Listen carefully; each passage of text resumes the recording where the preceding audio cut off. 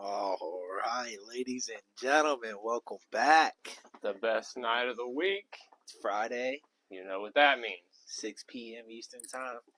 It only happens once a week, but it's the best time of the week. We here, gotta make it count. Absolutely. We're super excited for tonight's show. We appreciate anybody been in here waiting on us. Anybody currently viewing right now, hope you are as excited as we are. Big slate tonight, a lot of things planned, all sports as usual. Got a big lineup. If you've seen the description, I mean, you should already know it's not even the full show, but we got even more to unveil as we get through it. Right. So we're super excited. We got MLB, NBA, NFL, a couple new things planned for you guys tonight, a couple introductions of some fan favorites around here for the season for the Travis and Jon Show. So, a little bit of new additions. Yeah, so we hope you guys are tuned in, ready. Grab your snacks, grab your drinks, grab your popcorn, whatever you need. Get your money deposited in a FanDuel in a responsible way. Yeah, you know what we do around here, so nothing new to our longtime viewers. But we will start it off as per usual with our MLB. Once again, we're right in the full swing of things. MLB teams are finally, finding their rhythm. We're getting to critical point, not critical, but a good point in the season where everybody's warmed up, everybody's ready to go, and we're seeing some balls fly. Exactly. We're starting to see who's who, Absolutely. who fits into each lineup. Some people. Few trades already this season. Nothing too crazy, but obviously a Luis Reyes move to the Padres. Absolutely keeps things spicy, of course. Yeah. But not so spicy so far this season as our Cincinnati Reds, unfortunately. Absolutely. Been kind of underwhelming, to put it in a still half or cup half full way. Yeah. Have lost 12 straight series, or maybe it's 6 straight. Apologies on that. Maybe 6 straight series so far this season, or now currently. But I think it was 12 games, somewhere around there. But we've lost a lot of games in a row. And it's not fun. I hate seeing the Reds lose, dude. And I did post last night in our little Reds preview that we're 2-7 in our last 3 series. Yeah, so there we go. Just adding on to 6 straight series losses. I mean, it's been rough. We're falling apart, I guess, per se. We're sitting last in our division right now. Ellie kind of cooled off a little bit after his hot month or so. Had a good game last night, don't get me wrong. Absolutely. I was going to say, bright spot in our W last night over a great team. Yeah, obviously. We'll get into later. Yeah, for sure. Love the Dodgers always. But, I mean, we've seen a bunch of our holes finally become apparent. Right. We don't have the big bats due to injury, suspension, etc. Some stuff that's happened before the season. I mean, we have the still ongoing pitching issue. I mean, we've added some pieces, but still when it gets to us needing 4 pitchers in one game and going on to another game the next day, I mean, our holes become apparent. Oh, yeah, for sure. Our bullpen's so, weak. And, we've seen David Bell struggle this year with the rotations, and I feel like he's just repeatedly playing the same pitchers over and over again in the bullpen. And I know we're not deep, but he's making us less deep than we already are. And it's, these guys are getting tired faster, and you can't rely on these guys. I mean, we're 1-10 this year in 1-run games. We're right there on the notch of a lot of these games, and the bullpen is just killing us. That's every the thing. single All day. These games, I get the notification or I'm watching, and it's 1 run within the last 2 or 3 innings every game. It's something minor, but it sucks to see because we have even pitchers like Hunter Green at first that were supposed to be our bright spot struggle to find his groove.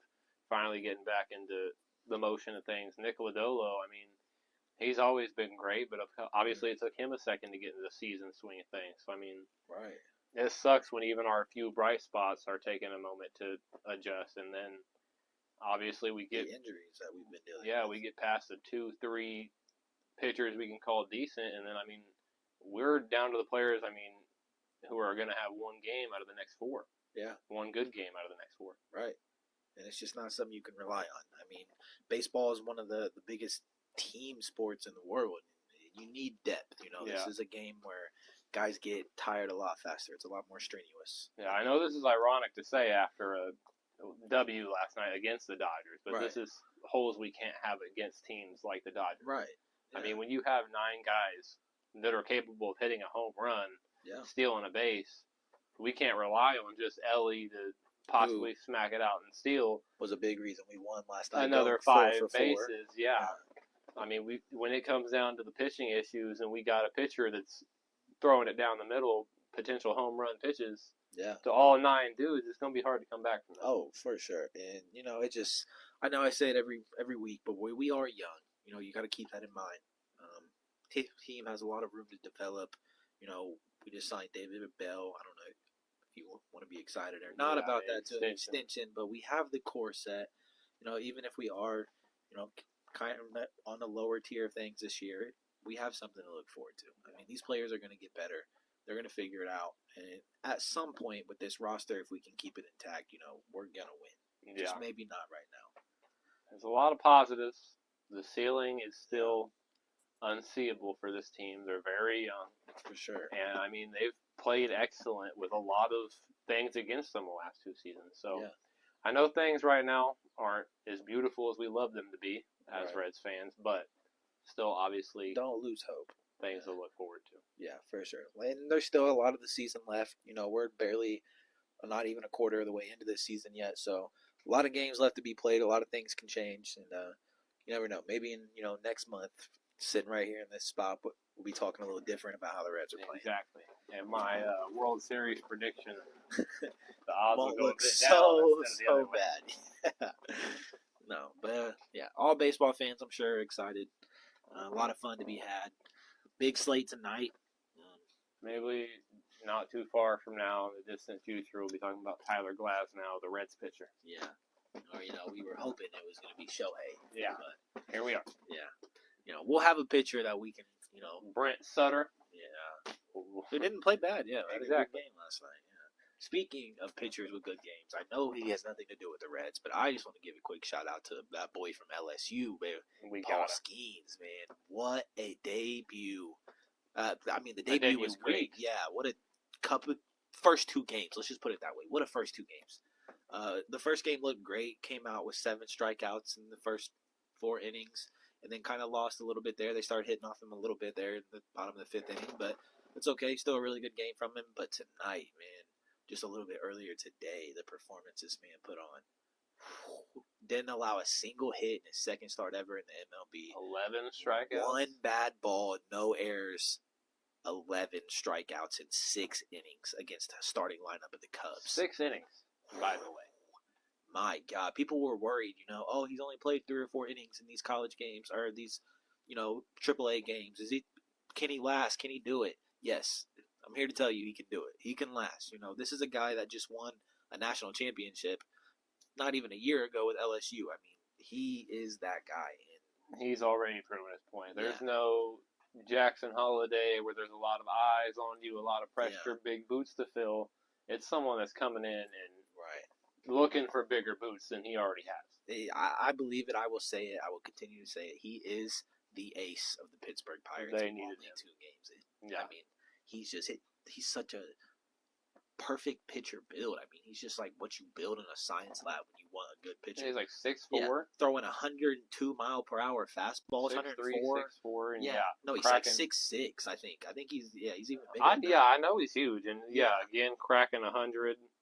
One of the only players in the league right now that are cracking 100. Yeah, as he's 21, 22 years old. I mean, I know it sounds like we're on this man right now, but for good reason. He's proven a point early. 6'6". Yeah, struck out the first 7 batters tonight. Yeah, I mean, it's just there's so much to talk about with this kid, and it's so exciting. He's going to be so talented. I'm just excited to watch his career. Yeah, I mean, we talk about players through all sports that look good, and there's a lot to talk about even when they struggle. But for someone coming in and making it look so easy early on, that boy's going to be an issue. Oh, no, for sure. I mean, you give this guy time to settle in and really find his groove with these MLB pitchers or hitters, and it's going to look even scarier than it already does. So, shout out Paul Skeens, and keep balling. Keep doing your thing. Shout out Pittsburgh. Yeah. You got a good one over there. as they say. All right, enough glazing Paul Skeens, though. Let's move on. I think it's time to have a little bit of fun. Weekend. Let's make a bag. For sure. Make some money. Sports gamble responsibly. Absolutely. And you know how we do things around here. usually on Fridays we have big slates like this, so it's a lot of fun to look at things and break some things down. So I think per usual, if you do agree, we can go through and discuss some money lines, give them some of our favorite picks, and then we can do our top home run picks like we always do. 100%. Now, keep in mind, if you're gambling with us, gamble responsibly. Please don't ever bet nothing you can't afford to lose, and don't ever overdo it yourself. It's fun and games until it's not. So yeah, like I said, take out a house mortgage and bet it on Ellie stolen base props as soon as you can, but you better have another house mortgage behind it. Yeah, just in case. Yeah. But we said it. Big slate tonight. A lot of things to talk about. A lot of things to break down. Some good matchups on the slate. So we want to get started. We can start breaking down some of these money lines. We want to start from the top. Nationals and Phillies. Obviously, Philadelphia has been one of the best teams in baseball this year. Zach Wheeler on the mound tonight. Fantastic pitcher for him. They're sitting at minus 250 for a good reason. I would definitely ride Philly. I would almost even take the minus 1.5 spread for better odds. I mean, I think it's going to be a pretty convincing win for the Phillies. Yeah, I am never going to bet against the Phillies, let alone when Zach Wheeler is on the mound. Yeah, for sure. And going up against the Nationals haven't been the most exciting team this season. So. Yeah. Moving on. Another, in my opinion, decently lopsided matchup in the Yankees and White Sox. You know how we feel about the Chicago White Sox over here at the Travis and Jon Show. We're not fans. They're garbage. Once again, without their best player, and Luis Robert. Nestor Cortez on the mound tonight, another really good pitcher for the Yankees. Obviously, fantastic hitters. Judge found his groove. I did want to mention before we, quick spoiler, obviously, home run props coming. Yeah. We do it every week now with MLB back in the swing. For sure. I do want to mention my cold streak from, I think, last night or the night before. May have been the night before, because I don't think I bet yesterday. But I think Shohei for a home run, and I don't think he hit, but I was staring at the Yankees lineup, because, I mean, it's the Yankees. Yeah. Looking at who to hit a home run. Right. I'm looking at my dude, Aaron Judge. Yeah. And sitting right behind him is your dude, Mookie Betts. Yeah.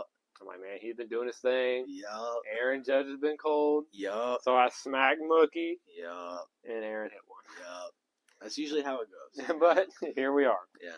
But no, I got full faith back in Aaron. He found his rhythm. He's doing his thing again. So could be a spoiler for later. Here in a few minutes. No, with all this glazing, we're going Yankees for sure. I mean, once again, I would almost take the minus 1.5 spread, if anything, for better odds. But Yankees gonna run away with this one. Yeah, I had my faith in the Dodgers a little too much. Yeah, yeah, they've been kind of disappointing here recently. But like I said, a lot of games left. All right, moving on. Mariners, Baltimore Orioles. I mean, do I even need to say anything? This is my favorite team outside of Cincinnati. I love the Orioles. So much talent over there in Baltimore, dude. Yeah, if anyone's been watching, you've made yourself pretty vocal on the Orioles. I love them, dude. They're fantastic. They've also got a lot of youth and a lot of things to look forward to. Yeah, one of the best farming systems in the league with one of the best teams in the league. I mean, what more can you ask for? All right, so obviously Orioles money line over the Mariners. Rays and Blue Jays. This might be one of my first, I don't know. Scary toss-ups. I think either one of these teams could win. Obviously the Blue Jays are the favorite. If I had to choose, I would go Blue Jays. Looking back at some statistics from earlier, they hit really well off Alexander. A lot of home runs on the lineup tonight against this pitcher. So, if anything, Blue Jays, to be a little safer, you can go first 5 innings money line for the Blue Jays. But I'm just going to stay away from that on the parlay part of it. So, but no, pretty decent odds there. Mets and Marlins. Feel free to butt in whenever. After Marlins traded away their best player. To the Padres. Yeah, Luis Arraez. They've also been looking pretty downward since their trade of their best player. Right. Seeming pretty apparent. Yeah, no, for sure. But the Mets also haven't looked the most fantastic this season. Could be another either-or kind of game. Mets sitting at a little bit of the favorites. If I had to choose, I would probably ride Mets, but I'll let you have last call on this one. I like the Mets on this one. Because, I mean, it's like I said, the Marlins have been too much of a toss-up. Right. They're still trying to find themselves, and you don't trade away your best player when you're looking to win. So agreed for sure. they're looking to find themselves a Paul Skeens. It's hard to come by nowadays. Let me tell you, he's one of a kind. But moving on, next game on the slate: Twins and Guardians. Another toss-up game. Yeah. I don't know. The Guardians kind of haven't been the worst here recently. A couple, really good hitters over there. But the Twins as well got some big bats. What helps me put faith in anyone is the Guardians having Tristan McKenzie on the mound. Right. He's a dog. Right. No, so I that agree. puts a little more faith towards Cleveland. Right. I just do want to say the Twins have had a couple big bats as of late. A couple guys hitting really well. Obviously, maybe not against McKenzie, but always another toss-up game for sure. Might just to be safe for the parlay. Don't have to get too risky. I would almost ride away from this one. If I had to choose, I would go Guardians though. But we're not forced to. That's the good thing. Yeah. How do you feel? I like the Guardians, but this is another one. I mean, it's really a toss-up. The Twins got the big bats, but if you're looking for a hit, the Guardians are more reliable. So, I mean, it's really just about who finds the streak tonight. For sure. All right. Padres and Braves, one of the bigger games on the slate tonight. A couple big hitters. Braves sit in a pretty favorable money line, but I think it's because of Max Fried being on mound tonight. Tremendous pitcher. Obviously, probably their best pitcher right now with Spencer Strider being out due to injury. So I will never bet against Max Fried. I love the Padres; they're fantastic, but Fried's a different monster, man. He's one of the better pitchers in the league. How do you feel, brother? I like it. The Padres are one of those teams I hate betting against. Correct. But Max Fried is on the mound. The Braves are the Braves. Right. I mean, the odds are the way they are for a reason. I like the Braves. Okay, for sure. All righty. So I had to get that fixed. All right, moving on. Athletics and Royals. I love the KC Royals. I know you love the KC Royals. Absolutely, but I know there's also a big bat in Shea Langeliers. There's a couple big bats in Oakland that I think hit very well. Brent Rooker's been swinging it lately. Yeah, no, I do like Shea. He's been one of their best hitters so far this season. But the Royals are good. Obviously, Bobby Witt Jr., leader of that team over there, one of the better youngsters in the league right now. How do you feel? What are you leaning on this one personally? I like the Royals. I mean, Bobby Witt Jr., Miguel Garcia, Salvador Perez, Vinny Pasquantino, MJ Melendez. Right. I mean, they're just deep. Oh, for sure. I mean, I don't hate the Athletics.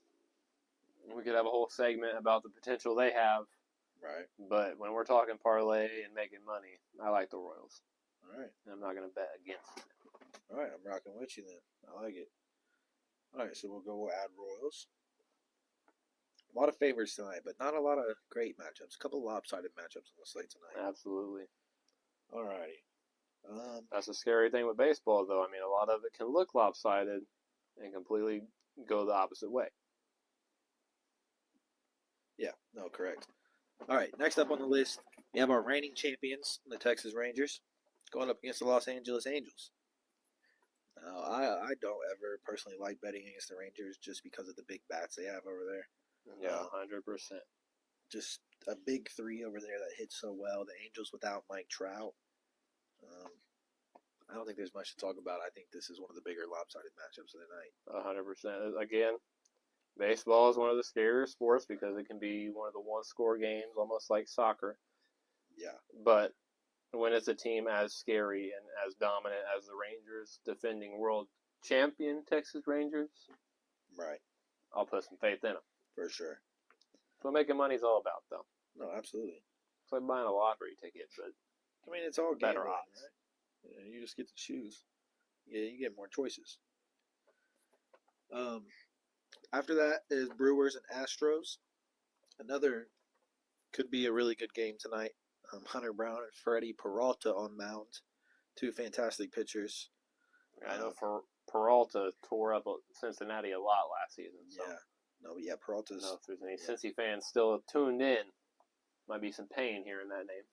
Who, if I'm not mistaken, let me double check. Who's home tonight? Who's the away team? They're in Houston. Okay, so the Astros are home. The Brewers are away. I do want to mention that. With that being said, the Brewers are one of the better road teams so far this season. I think winning close to 75% of their games on the road so far this season. Wow. And obviously Freddie Peralta, fantastic pitcher on mound. This is a closer pick-me on the night. If I had to choose, I would probably lean Brewers. Good pitcher, big bats, one of the better road teams.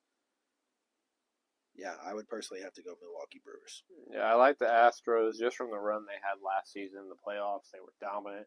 Right. It surprised a lot of people. But, I mean, on paper, it looks like the Brewers are just a lot stronger. And, I mean, when you have Peralta on top of that, and on top of a 75 almost road win percentage, it helps put faith in Milwaukee. For sure. So we want to throw them on there? I like it. Let's do it.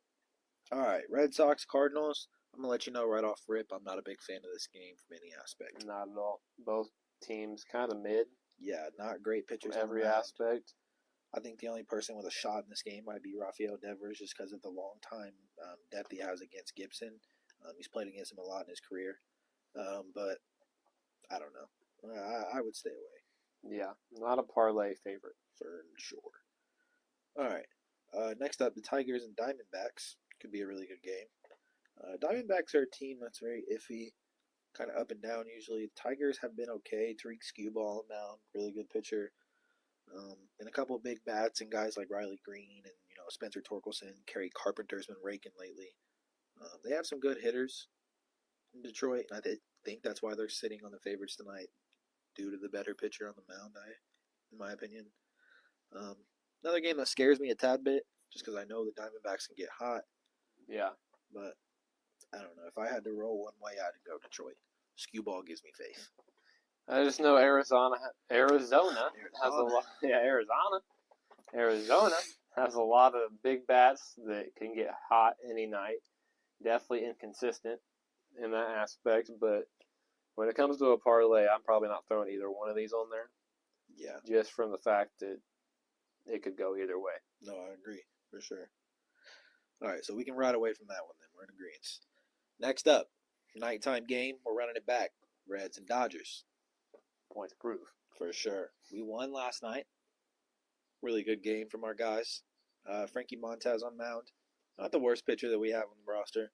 Back in L.A. Yeah. James Paxton on the mound for the Dodgers, so we're not facing, Yamamoto or the guy obviously we faced last night. Glass now, yeah. But I don't know, man. As much as I love Cincinnati, we've shown how awful we can be this season. We had a really good game last night due to some big hits. Obviously, Ellie had a fantastic game, but it's hard to bet against the Dodgers no matter who they're playing. Yeah. I mean, so many good hitters, just all around one of the best teams in baseball. I think they get their get back tonight.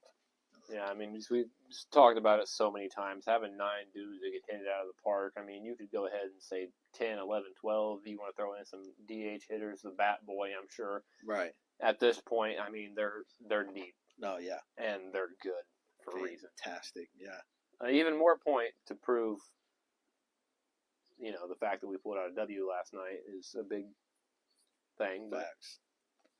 But yeah, they're going to get their get back eventually at some point in the series. Why not tonight? So we'll round out with the Dodgers because I'm going to let you know now. I don't really want to bet on the Giants or the Rockies. I'm cool off that late game. Not sure why that's the late game. Just not a big fan of that one personally. So that being said, that brings us at a 9-leg money line parlay. Some of our favorites for tonight. Obviously, like I said a little bit ago, a lot of favorites, not really any underdogs. But when you have nights like tonight, series like this, where there's teams that just look better and play better, I mean, why would you bet on an underdog to lose your money? Yeah. So a lot of favorites. We can run back down the list real quick. We got the Philadelphia Phillies, The New York Yankees, the Baltimore Orioles, the Toronto Blue Jays, the New York Mets. No, we don't have Blue Jays. We stayed away from that game. Did we? Yeah, that's why you just confused me. Did we? You can have the Blue Jays if you like. Then what one do I just not didn't have it. We have. It's only a 9-legger. Oh, I missed. I took the Mets off. Look at me. Oh, do you want to go Blue Jays over the Mets? No, that was just my mistake. Okay. New York Mets, Atlanta Braves, Kansas City Royals, Texas Rangers, Milwaukee Brewers, Cleveland Guardians, Los Angeles Dodgers. Cleveland Guardians. Okay. Listen, do what you want, I guess. I just don't know if I can bet against Cincinnati. Just the hometown in me hurts. Oh, so you really left the Dodgers off? I don't know. I, in fact, did not. So mine has been submitted and placed, so we are locked in. They're going to get their get back. I love Cincinnati, but... Yeah, especially when they've lost 6-7 series Yeah. to teams that you can't even compare to the Dodgers. Exactly. All right. I have some home run picks I'd like to share. I know you probably do as well. So we'll give you top 3 from each of us. Do as you please with it. Obviously, you don't have to parlay all 6 together. Bet on the ones that you prefer over the ones that we give you. But just some of our favorite picks. And I also have 2 long shots. I might just toss those in there. But all right. Do you want to start it, or do you want me to start it? You go ahead and toss it off. You had more time to dive into some statistics. Okay. Let me look around a little second here. I think we may have at least one that kind of matches up. I don't know if you have anybody in mind already, but I'm going to go ahead and give off my first pick. I know, obviously, we talked about him a little bit earlier. My 101 tonight, I'm going with Aaron Judge. Like I said, I know we discussed it for the Yankees game. He's found his rhythm. He's been playing super well. Going up against Mike Clevenger tonight, he actually is 4 for 11 off him in his career, batting .364 with 1 home run and 3 RBIs. So I already obviously banged off of him tonight. Obviously, I'm pretty sure he hit a home run last night at 11 on the season. Maybe it was the other night.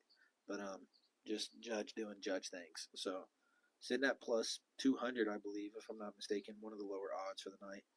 I'm slamming Judge all day long. I'm 100% with it. All right. Do you have one in mind, or you want me to keep rolling? I'm going to go ahead and throw one out real fast. I know this isn't a big spoiler, but I got some other names. I'm going to just throw it out just because it starts 25 minutes before the Yankees game. Okay. Oh, okay. Yeah. But, I mean, it's one I've mentioned almost Yeah. every week now. It's one I've got to mention every week now. Right. Schwarber bomb. Yeah. Feels so comfortable to say. Yeah. No, for I mean, sure. he's sitting at plus 215 for a reason. They're in Philadelphia. What better time to hit a home run? Agreed. But you have like 1 minute to place that. So hurry up and get that one in if you want to bet on Schwarber. Okay, moving on. You said Schwarber. I'm going to move on to my second favorite for tonight. Another team we were kind of talking about a little bit earlier. A guy that seen the pitcher. He's playing a lot tonight. I'm going with a guy from the Texas Rangers, not named Adolis Garcia. I'm going with his running mate in Corey Seager. Corey Seager has played really well so far this season. I think the Rangers dominate the Angels tonight, and if they do, it's going to come off some home runs from their veteran guys.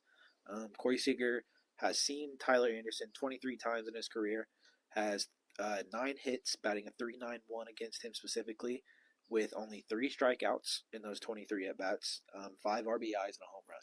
So once again, already homered off him before. Tyler Anderson is a guy that's been in the league for a little while. Not playing the greatest so far this season, not a big strikeout guy, so hoping Seager can crank one off of him. All right. Do you care if I go ahead and do 2 just because I, again, feel Yeah. like this next one's going to For be sure. not as exciting. It's, again, from the game you just mentioned, but I'm going to mention him since you said not named Adolis Garcia, and I'm going to mention Adolis Garcia. For sure. Just from the fact, sitting at 260, For sure. he's been accused of what he's been accused of. Dude is huge. No, yeah, for And sure. he does what he does. And I mean, I just can't bet against him. No, yeah. I'm with you 100%.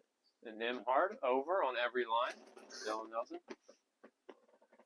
Nah, Better play TJ. on. No, that's a TJ conversation. TJ's, we going to get to that when we get to that. Let's finish up this. We'll get there. All right. I have one more favorite for tonight. and it's another big name. Once again, I talked about it. Dodgers gonna get back at some point. Ellie had a fantastic game last night. This whole series has been talked about. Ellie and Shohei seeing each other for the first time. Ellie had a big game. It's time for Shohei to have a big game. I'm taking Shohei as my third pick tonight to crank one off of Montez. Okay, my next big name will be Gunnar Henderson from your Dog Orioles. Gunnar was on my radar. I mean, the Mariners have been going on a downward spiral. I think Gunnar Henderson's a top 5 player in the league right now if we want to have that discussion. Exactly. He's a dog. And I mean, he's sitting at, where'd it go? Plus 340. For sure. Always a snag on odds. I'm with it all day long. Love Gunnar. All right. So, that's your 3 and my 3, correct? Okay. So, I have 2 long shots I do want to mention really quickly, if you have any that you want to mention with me as well. My first one. I'm sticking in Baltimore. Like I said, I wanted to go Gunnar. I love Gunnar. He's one of the better players in the league.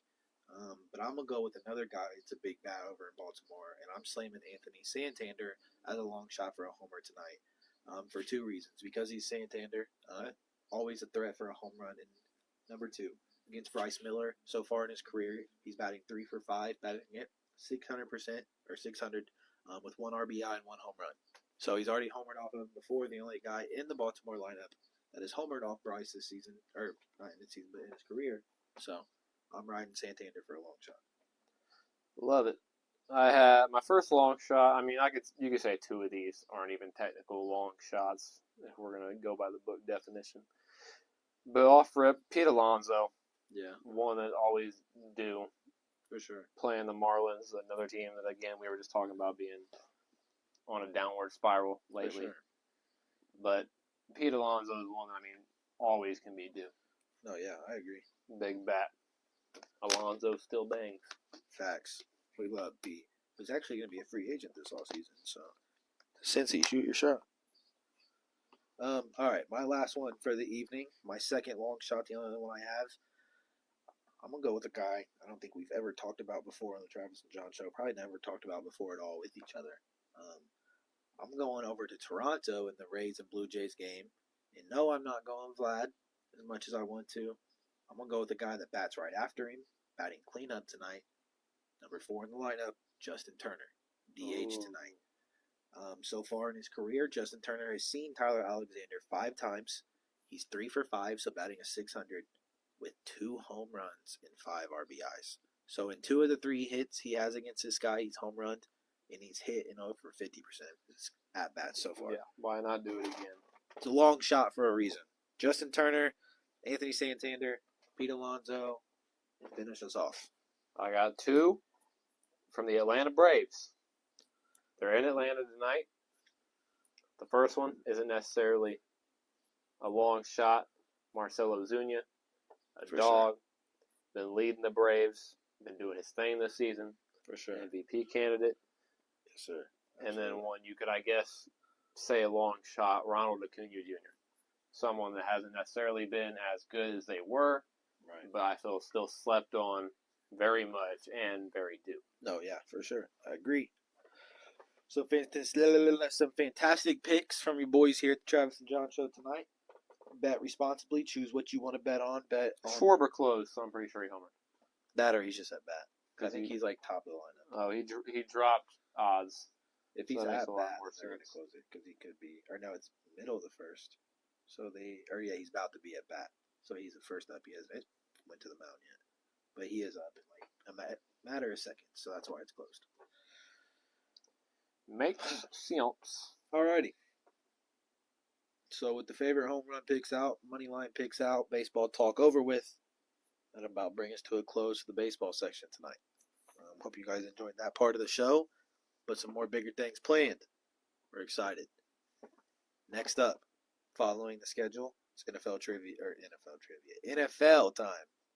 And sorry for spoiling what we're doing tonight. Once again, the NFL is in the middle of the offseason. The draft's over. Trades are essentially over. Teams are set. It's time for training camps and OTAs. If you know the Travis and Jon Show, we pretty much recapped most topics this offseason. We've done the draft, our grades. We've talked about basically every round of the draft. Absolutely. We've recapped all the off-season moves. Absolutely. We're getting to the stale part, unfortunately, Yeah. before OTAs, etc. for the sports podcast. Yeah. So we got to get creative. We got to introduce new things. But I think you guys will be pretty excited for something we're going to do here tonight. So first off, we introduced it last week. NFL trivia. It's back. I don't know about you. But I love trivia. I think it tests the ball knowledge. Absolutely. It's a lot of fun to do together. It's fun to see where you're at, Right. how wrong things can be, and just how things unfold. Absolutely. So we're gonna do a little bit tonight. We have an NFL trivia planned, and then we're gonna introduce something that we're super excited to bring back here in just a matter of a month or two, maybe even like a month. So it's coming up quick. Fantasy football. Absolutely. You know, Almost there. Yeah, if you guys were around last year, if you attended it last year, you know how it went. It was a lot of fun. It was a huge success, and we're super excited to bring it back for year 2, season 2. I'm hoping everybody that played last year can play with us again.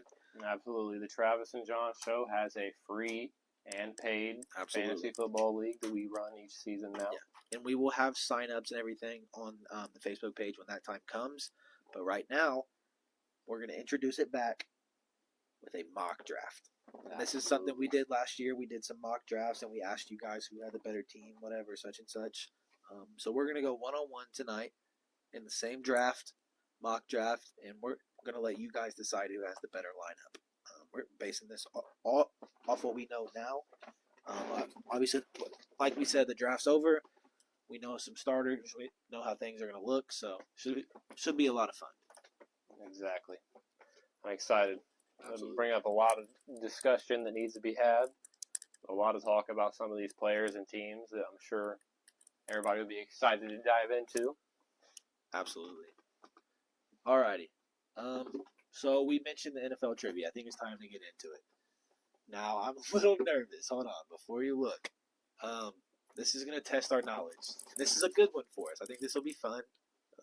But it's really going to test us. Especially for our friendship duo that brings us the Travis and Jon Show. Real quick, before we get right into this, shout out to BDGE, another huge sports group that is doing amazing right now. Love their show and everything they do.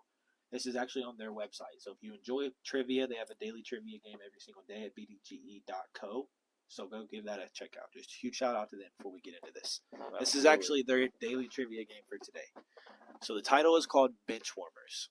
Wow. You ready?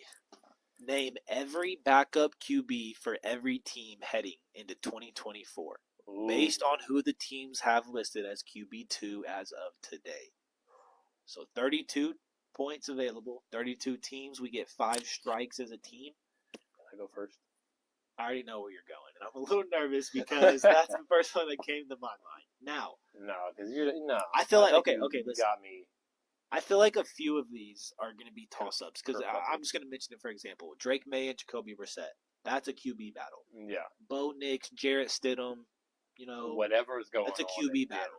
I mean, whatever you want to call Denver. Right. So if you want to call it a QB battle, that's a high school locker room. So I guess essentially,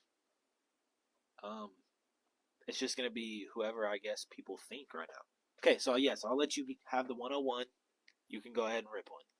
I already know where you're going, so I'm going to type it in. Justin Fields, Pittsburgh Steelers. For sure. Obviously, that's correct. We all know Russ is going to be the starter. They're talking about having Justin as a kick returner, so I don't think they plan on playing. I think that was fake news. I think that coach also came out and said that he was frustrated the news was leaked anyway because it was like an idea or whatever, not something that should have obviously been leaked regardless. The coach is talking about having an idea like that. But, I mean, you put up a potential franchise quarterback, someone that's been developing all these years, etc., that everybody is looking forward to actually having a chance to develop and play with this real team and offensive line, etc. Yeah. And you risk all this injury by putting them at kick returner. Yeah. It's going to be interesting to see what Tomlin decides to do. All right. I'm going to go with the only 102 you can have. We've talked about him so much so far here in the last couple of weeks. Backing up one of the highest paid quarterbacks in football, We'll go Michael Penix Jr. We all know he's the QB2 behind Kirk. Kirk didn't get paid to sit the bench, so definitely Michael Penix here for the Falcons. 2 for 2. All right. Do you want to bounce back and forth, or do you just want to discuss things together and do this as a duo? We can do this one as a duo. Okay. Because I have a few we names. can obviously chime in. Yeah, try to have a little competition Okay. on this. So a few names that are ripping me right off the bat: Houston Texans and Davis Mills. I do believe he's still the backup to C.J. Stroud. The Colts are ringing about. Isn't that where Flacco signed, or am I tripping? Or no, not Flacco. Or no, where did Flacco sign? Flacco signed somewhere. Was it? He left Cleveland and he went. He did go to Indianapolis. Well, I think he was. Because it wasn't Minshew. Okay. Minshew left. Right. Okay. So it is Flacco. So he's going to be there because Ant's the starter. Minshew now Oakland. Aiden O'Connell is the backup. Okay, I was about to say, do we know the QB1 yet? It's going to be Minshew. It's got to be. So Flacco's got to be the QB2, right? Yeah. It literally says he's in Indy. Okay. So Flacco there. 3. Okay. And then who else did we say? Or what was the first name I said? Davis Mills. Yeah. So we'll go Davis. Pretty sure he's still the backup. Everybody feel free to chime in if you got any ideas. For sure, because I'm going to struggle once we get a little bit into 32 teams. We need the backup quarterbacks. Okay. Am I tripping? all got. Ryan Tannehill's a free agent, right? Yeah. Which means Malik Willis is the backup in Tennessee. Okay. So we'll rip that name off the list.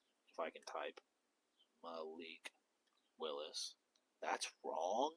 Did they sign somebody? Am I tripping? Was he not the backup or the third string to Levis last year? Hear me out. Will Levis is the backup? No, he's for sure the starter. Okay, let's rip some other names we know. Aiden O'Connell. We haven't ripped that one yet.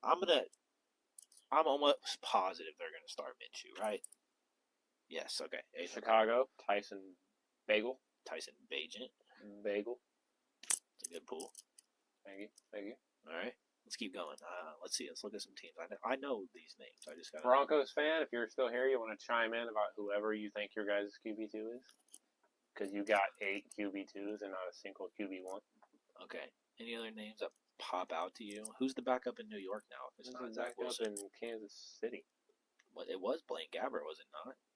Is he still playing? I think he retired, didn't he? He's like 95 years old. I'm pretty sure he retired with this last Super Bowl, right? Like Blaine Gabbert's in the backup quarterback. Who's the guy that played for the Dolphins last year until it got hurt? It's a low-key name. He's not good. He's like a 60 overall in Madden. So, it starts with like a C or something.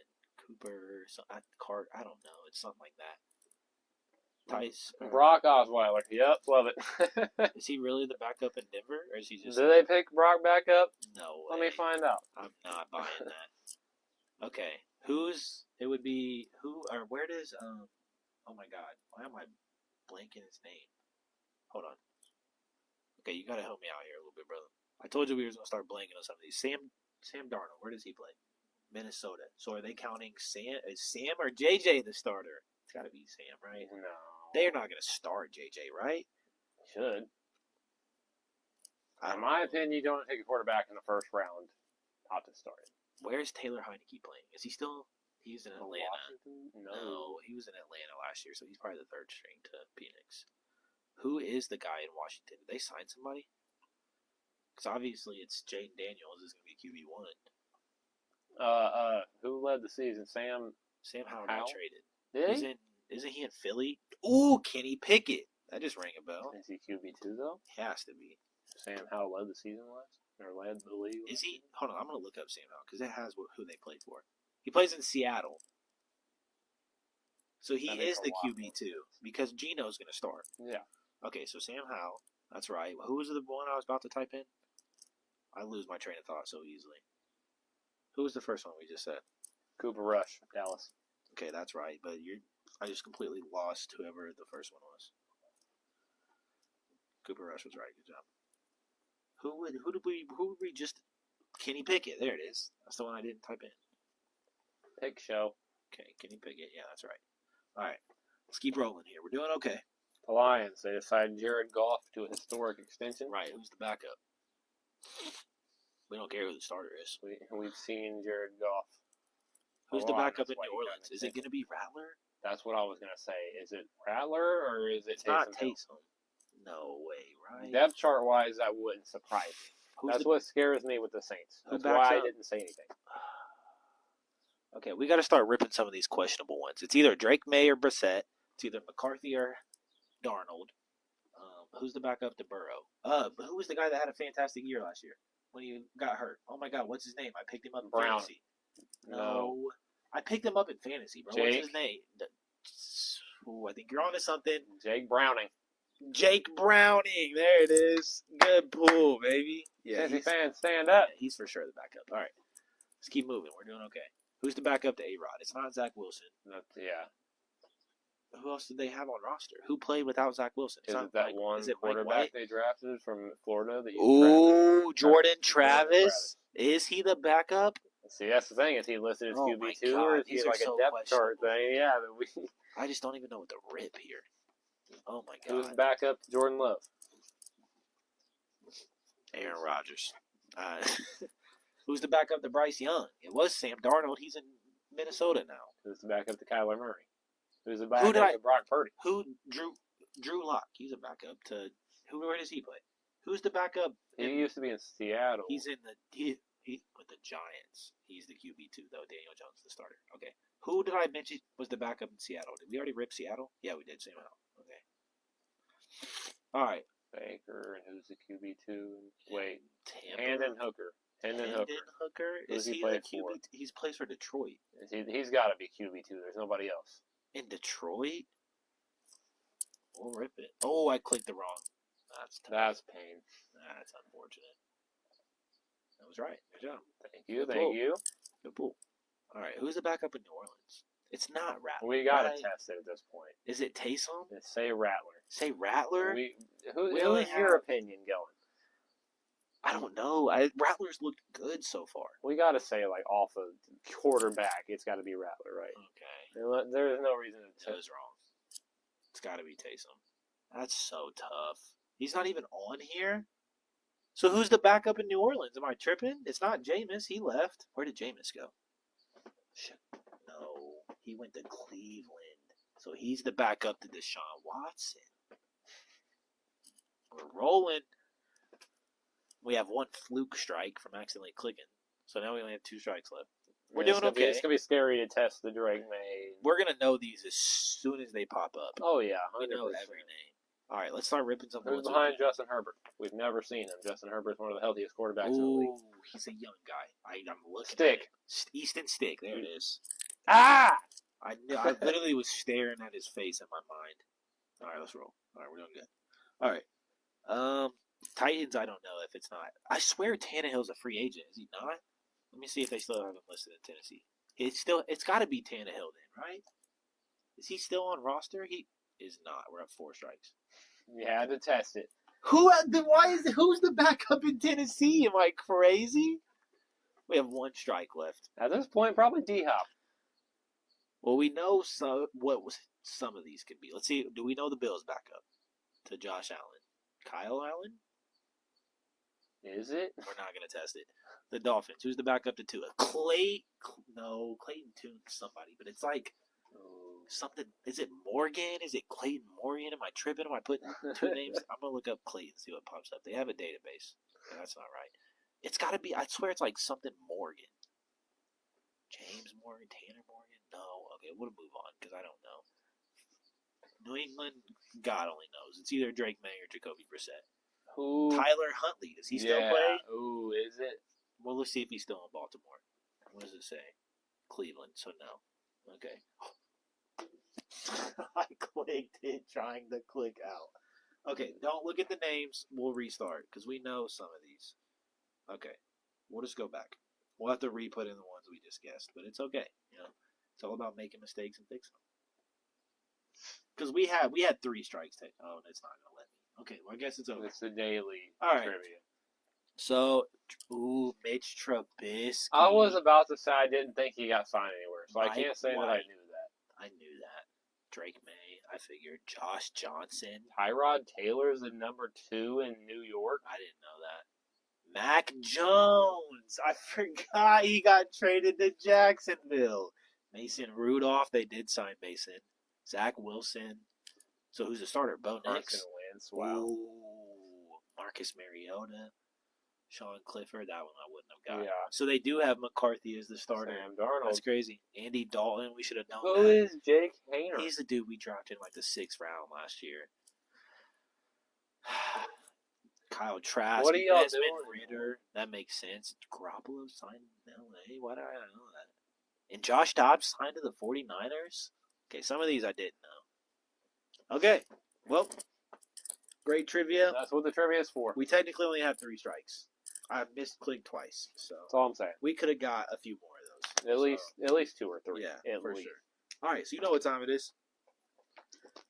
Hurry up, 8 for 10 right now. 7:05 PPR pro mock draft, and it's full. I'm about to say, hold on, you're going so fast. Hold on, because these fill up quick. I want to get in one in the next few minutes. All right, expert mock, 12-man. Do we do it, or do we do the 8-man? 8-man's fun. You want to get an 8-man? You're way ahead of me. Oh my God. Okay, I'll wait. Football. Try a mock draft. Try a right mock here. draft. Okay. Which one? We gotta have 2 Pro spots. PPR mock? Tip Right 12? Here. 5 and 12. You want the 101? I just click join. I click You join. going to 6? You want to go to 7? Yeah. I didn't get it. I'm at 9. Do we join a different one? If you want to. Yeah. Let's say it's going to be a pretty different draft. All right. So we'll go. Pro PPR mock salary cap. No, this one is it? Try 'em The on. 1 6 and 7 right here. Join them Which one? right here. Okay, I'll back out of this one. Hold on. Let me refresh. We're going to open, the try a mock. Okay, you ready? Yeah. Expert mock right here. 9 and 12. Join it. 6. Or no, I'll go 9. Not Go yet. 8 and 9. So you get to pick before me. Whatever. It is what it is. We're at 8 and 9. Cool. And then 6 opens up. Love to see it. All right. So it's time, baby. 12-man, first mock draft of the season. John picks a pick before me. This is going to be obviously a bit, is our paid and free leagues, were they 10 or 12s? They were 10s. But if we have the one for it like we did last year, we should probably move it to 12. Absolutely. Yeah. We had a lot of people that should have been in. It's a great community Absolutely. that comes from it, obviously, within football, the fantasy aspect, and then playing with hosts that are so local that, they can talk about your league, etc. each week. Right. So we're super excited. It was a great, great outcome last year. Obviously, my brother coming out with the dub in the paid league, and I don't remember who won the free league. I don't remember. But please let us know if you're interested. We have a paid and free league. Absolutely. We talk about the show each week. We talk about the league each week on the show. We bring up some people that we feel like their lineups are great and discuss trades, etc. For sure. Always a lot of fun for the draft time. We love fantasy football around here. It's going to be a lot of fun this year. $10 buy-in on the paid leagues, and not asking too much. We do it through you ran that last year. The app Underdog. It was a website that we ran it through. It's something that verifies obviously everything throughout and makes 100% authentic for sure. And takes everything out of our hands financially. Yeah. So you just send the money to that website and they control it from there on. It goes so into a bank until we select and vote on the winner. Nothing is in our control. For sure. We have a minute here until this fantasy football draft kicks off. Some early rankings here. First time, actually, I think I did one like a month or so ago, but the first time I'm seeing the full breakdown recently.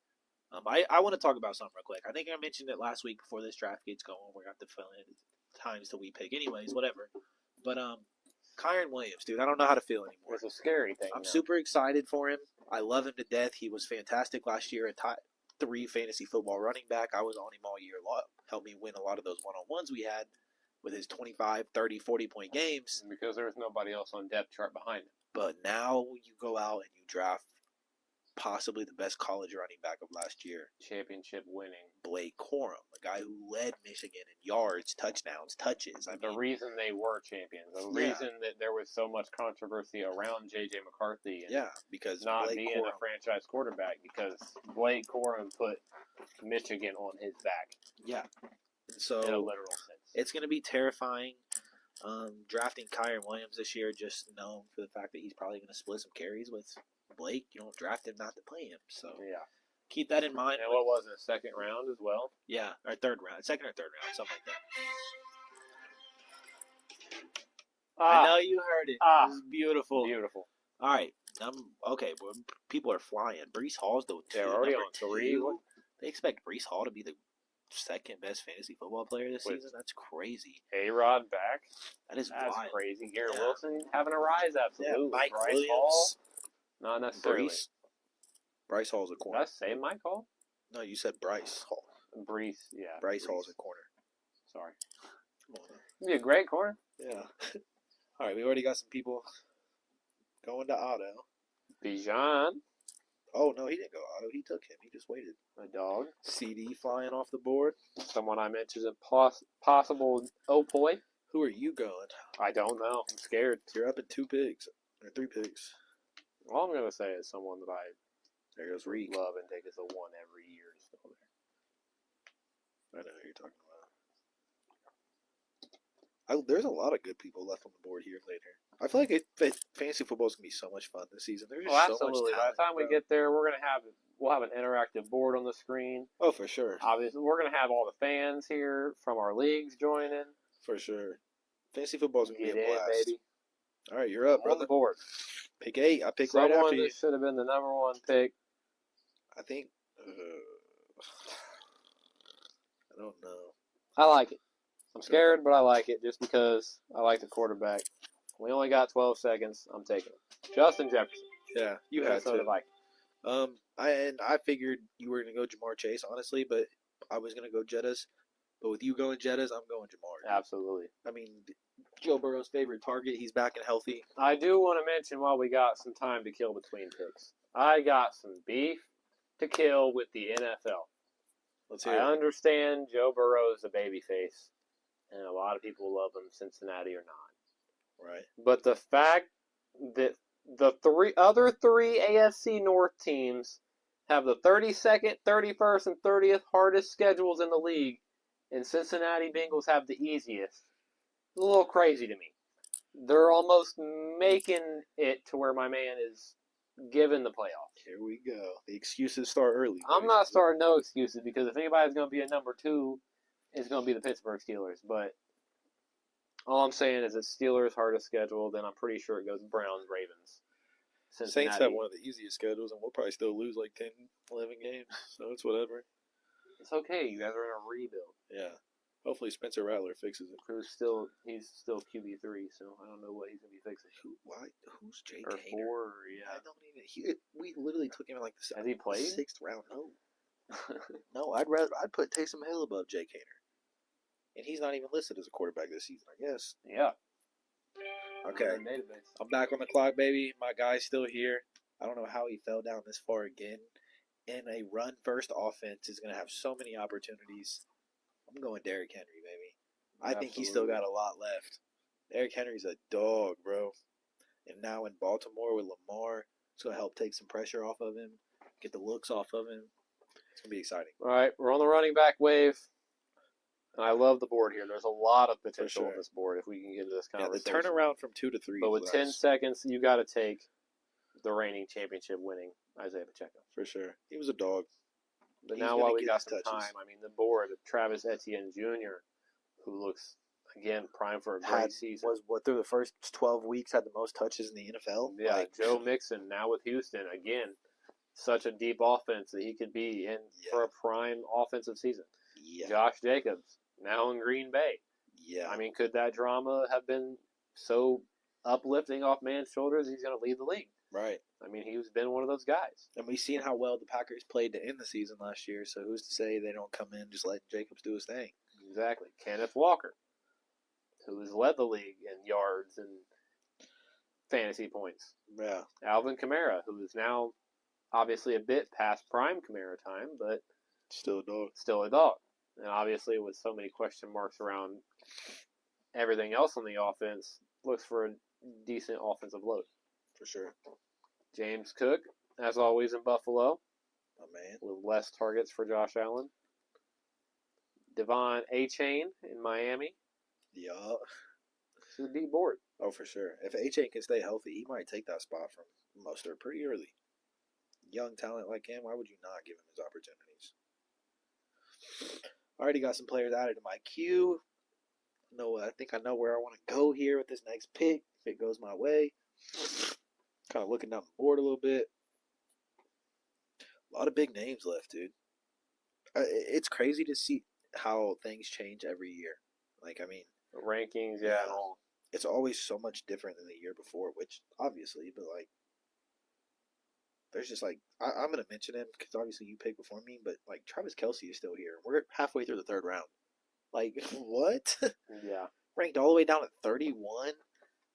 I mean, not even the highest ranked tight end. As a dude, it anymore. was like the top 10 last season. He was like a top 5 pick every draft. Like, yeah, like, wow. Like, I get, who did they add other than like Xavier Worthy? I mean, that was it. Exactly. He's still going to be Mahomes' favorite target. Come on now. It's T. Kels. Oh, who took my guy?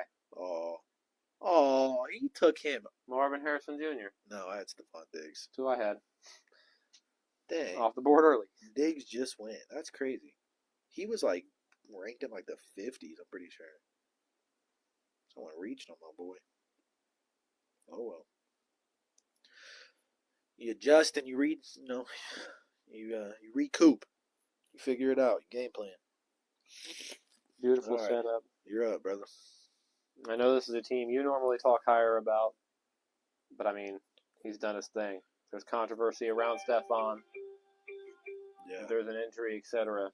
He's a dog. Yeah. I mentioned he was still here. I'm going to make it to where he's not here. I'm taking T. Kels, bro. Middle of the third round. I already got 2 really good players. Why would I not snag T. Kels? Why? Yeah. I just don't understand his ranking. Like, I just why want is to he so mention low? Patrick Mahomes is also like the 8th quarterback. Yeah, wow. What am I missing? Yeah, I don't know. Why are the 2-time Super Bowl champs projected to be butt? Yeah. I don't know. Hey, I'll take it, though. T. Kels in the third round. How can you not be happy? Deal. All right. Let's see. Oh, I guess mine was still sorted wrong. So Back Patrick up Mahomes here is the soon. 3rd quarterback now. Let's see here. Still some big names left. A lot of things that I like. And there goes Josh Allen. Quarterbacks are going to start flying. I think I know who I'd go here. Ooh, I don't know, though. There's a lot of names left. I'm nervous. Who you got your eyes on? I don't know. Honestly, I'm in such a perplexing position right now. I really thought I was going to take A-Chain. He just went. So it's time to reassess. Yeah, recoup. I'm going to do it. I'm going to take my boy, bro. He's still the RB1. I'm taking Alvin. I'm going Kamara. I got to. That's my boy, bro. I can't pass up on him. All right, you're up, brother. Team looking okay. Not mad at it. I'm going to go ahead and do it. Patrick Mahomes. I thought about taking Hurts. I really did, but I'm going to hold out. Oh, and I shouldn't have held out. Take it, bro. Someone else is on the Texans wave. Who else joined the mock? Who in the live joined our mock? Come on, man. I was holding out for CJ. That's why I had Diggs on there. I was going to try to pair him late. Stroud and Diggs, bro, that would have been crazy. Oh, man. That's tough. Oh, well. We reassess and we readjust, baby. Absolutely. Ooh. He's not going to make it back to me, though, right? If he does, though. If he does, let me tell you. We're looking kind of scary. You picked before me, though, so I got to keep my mouth. All right, now you took your QB. Listen, I'm going to tell you exactly who I got my eye on. If he falls to me, I'm taking Burrow. I have one of the best stacks in the league. I love it. In Burrow and Chase. Not to mention the easiest schedule. Dude. Hey. My team would be looking crazy if I added Burrow. What's his ranking? Because there's 3 autos in between. Oh, there he went. Never mind. And there goes Anthony Richardson. Oh, my God. I should have just took a QB. I didn't need Kamara. See, you should have said it out loud. Someone on the live is in our mock. I didn't need Kamara. There's so much value later at running back, bro. I should have just took my QB. You live. This is why it's a mock draft. You live and you learn. Exactly. That's I what ain't we're gonna here make this for. same mistake, a month from now when we actually draft him. Oh man, forgot how strenuous these drafts can be. I miss it though. I miss being stressed out. You got your eye on, brother. You picked before me. Or not? Do you? Yeah. Hey, you about to come up, right? Yup. Hey! Gunnar Henderson. Just sent 1 yard. That's all we're saying. Wow, we're live, baby. All right, who you looking at? Tight end. Ooh. Got Njoku, Pitts, or Kincaid. Njoku, bro. He was fantastic. Dude was great last year. With a healthy Deshaun, he's primed for even better. Dude, I don't know what to do. Panic and cry. I got 15 seconds. That's interesting. Yeah, it's not a good All clock. right, I'm going to do it. Oh, well. I'm following on the hype train. Jordan Love, baby. Got to. I missed out on all the other QBs. I'm snagging Jordan Love, man. He's poised for a great season. Big breakout candidate. Needed a QB. We're going to rock with it. All right. I got my eyes on some other players, though. I'm coming back up here soon. Still need a wide receiver, too. Perplexed why he's that low. What am I missing? I want to do it, bro, but some of these QB situations just terrify me. I'm going to do it just because it's a mock draft and I don't really have to worry about it right now. If he falls to me. He should. I don't know, though. It's going to be a close call. Jonathan Brooks is already projected this high? He's going to start for Carolina, bro. Their running back room last year was terrible. There goes Jonathan Brooks. Yeah, he's going to start, bro, for sure. They did not draft him to be a backup to Chuba Hubbard. Come on, bro. Miles Sanders fell off the field. Oh, there he went. I was going to go Malik. Love to see it. There goes Kincaid. If they don't take him right here, I think I have a beautiful pick. Hold on. If you don't take him right here.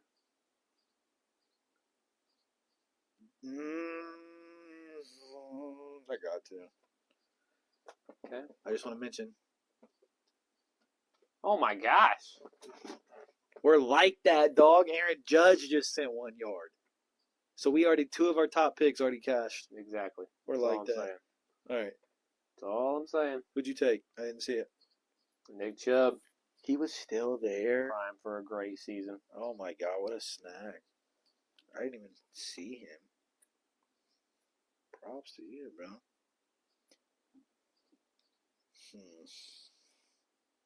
You see what I mean with this Devon A-Chain stuff, though? Look how low Raheem Mostert is now after having 20-some touchdowns last year. Yeah, after being... He's In literally... You sort it by last season's projections, and he's the top running back.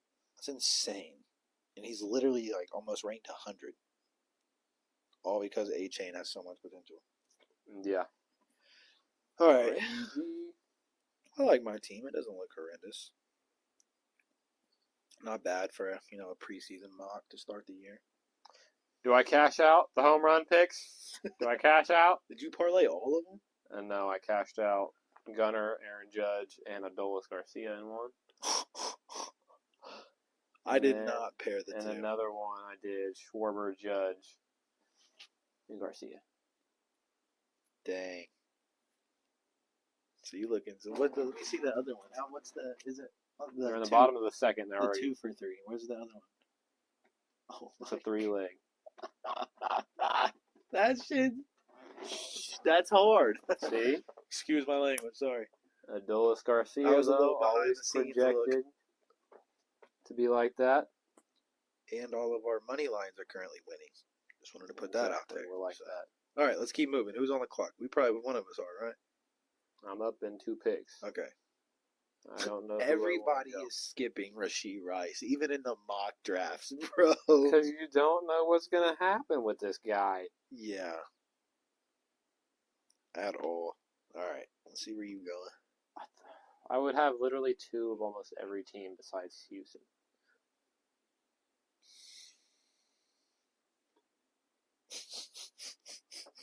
Nah, I'm doing it.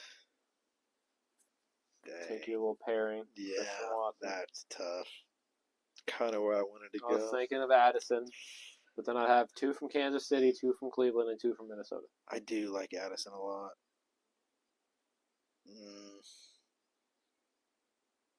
Oh my gosh. Amari Cooper. Yeah, I'm taking Coop. That's who I had my eyes on. Okay. Xavier Worthy, baby. If he falls back to me, that's fine. Because I'll put him on the bench for now.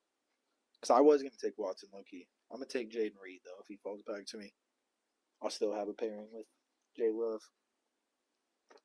He'll just be on the bench. What are you locked into over there? I was reading Worthy's news. Wanted to see what the scoop was about. All right. Let's see here. Up in 2 picks. Rashee Rice finally off the board. Might have been an auto pick. All right, as long as he doesn't take, I'm going to snag him and throw him on the bench for now. McSnaggums. Snaggums. Yep, there he is. Bang! Jaden Reed, baby. Bang. I'm acting like this is like our money draft right now. Yeah, I swear. Over here sweating the Putting all mock the draft. focus into this.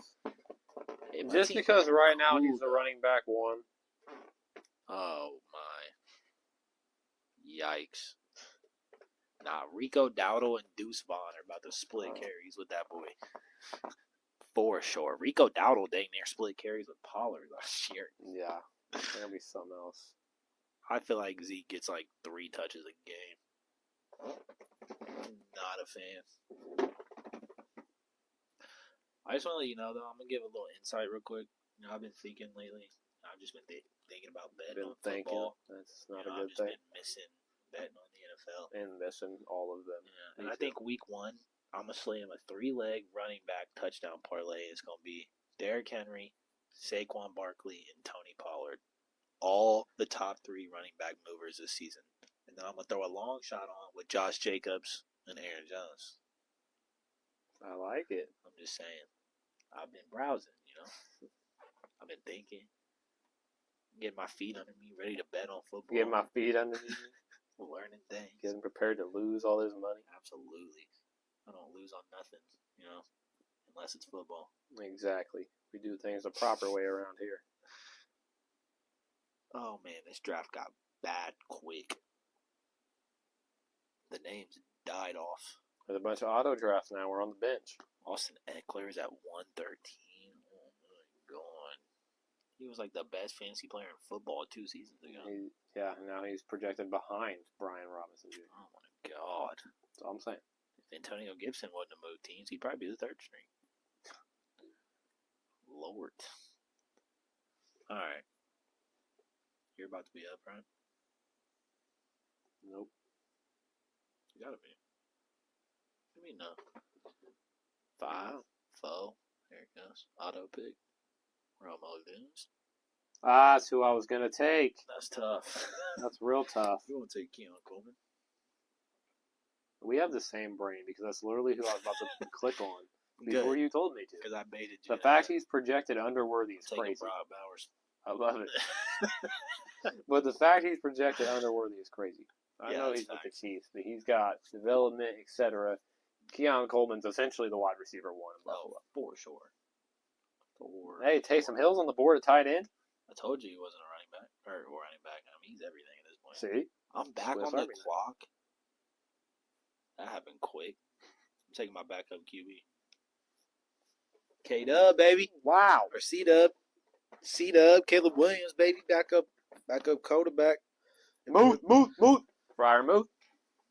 See what's tight end. Hit him with the little, Get your nails a painted. little zesty claw. The Bears. We are clipping. The Bears. We are clipping every part of that. That was the most sus thing I've ever seen you do. Anyways, That's literally Caleb Williams. cool. There's a lot of auto picks. It means we'll get through it quick. Just rip through them. I'm ready to finish this draft off. My team looks fantastic. All right. Come on, Trent's talented team. I think it's about time I rip a defense off the bow. Snag a defense out of bow. I had to snag a defense. Do you? They're looking mighty juicy. Some good defenses up in. Finish that statement. Defenses. Before I gotta pause this whole show. Defenses. I'm gonna take me a breather. What I said. Defense. Deshaun Watson knows about the Browns are the great number one defense. If that's what you meant. Browns do have the number one defense. They have the depoy. They got deep tissue massages in the locker room. No wonder Garrett won depoy. My boy was loose all season. All right, enough. Back to football talk. Who are you ripping? You're up. Dang, defenses are flying. Bang! Jaden Daniels. I think I got the better one. Okay. Taking the Steelers defense. I hate you because I just hit Q on them as you said I'm drafting the Steelers. Literally, it popped up a Q and then disappeared. Sorry. Oh, that's painful. Sorry, not sorry. That's pain. Take the Saints defense. Eh, We're always like top 10. eh. Don't add me. Facts are facts. I'm back on the clock. You know what? Just because I like his accent, I'm taking Xavier Legit. Me and the friends were good. We're just chilling pretty cool. Hey, he's the most wholesome guy in the draft. I don't care, bro. I wasn't a fan of Legit, but hearing this man's story, he's entertaining. As long as he's the one narrating the story. Ever since a baby, I love the I hope he sees this. For the chance of a lifetime that he comes across you doing that. I just hope. Because if he texts me, I'll give him your address. No, you won't. I will. I'll escort him there. And I'll beat him in some ones and we'll post it on the show. Yeah, alright. He's like 6'5". 6'5" Dude's or like not, I'm going to cover him. He plays for the Panthers. He can't be too good. He's a rookie. He just got drafted. Okay, who am I? He can't help where he got drafted. You think he plays for the Panthers? Dog, he could have played for anybody. These autos aren't autoing. No.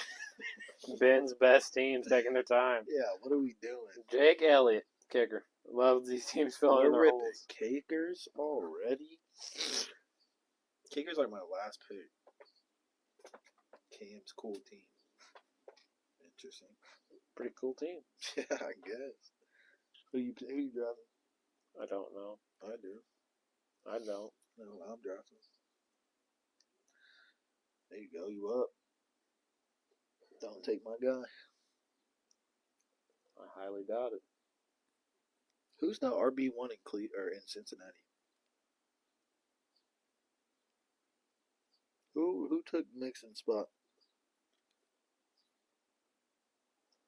Not Shaheed. I don't remember. Because I'm drafting Chase Brown. But did he not split carries with Joe Mixon last year? It'd be half the reason Joe Mixon's gone. Yeah, who do they have as their starting running back? I'm about to check. Zach Moss. You've got to be kidding me. Not a chance, bro. He did lead the season in I rushing don't yards for half care. the season last season. Did Well, Jonathan nothing. Taylor was out. We didn't. That's all I'm saying. We didn't. I'm saying. I'm taking Jake Moody. No, you're not. With a dog. Kicker's like your last pick. Not today. Not today. Need another running back. I only have 3. There's just nobody, bro. I'm taking Rico Dowdle. If he falls back to me. I'm telling you, bro. He's going to split carries with Zeke. You think I'm playing? I draft Miles Garrett. Fell off the face of the earth. Elijah Mitchell. Dang Bigsby. Braylon Allen. All right, everybody, tell us who we should take. We got Quentin Johnston, Ray Davis. Adonai Mitchell, Yeah, get a poll started in the Chuba chat. Hubbard. Yeah, We need a poll in the chat, please. One for Mitchell, 2 for Herbert. 3 for Adonai Mitchell. Or Quentin Johnston, if I could speak English. Come on, Rico. One more pick, baby. 3. Just fall back to me. I'm taking him. No. Rico Dowdle. I'm taking Deuce Vaughn. I'm taking one of them. Tell you that much. One of them Dallas boys coming over to my team. Who you taking? Who you taking?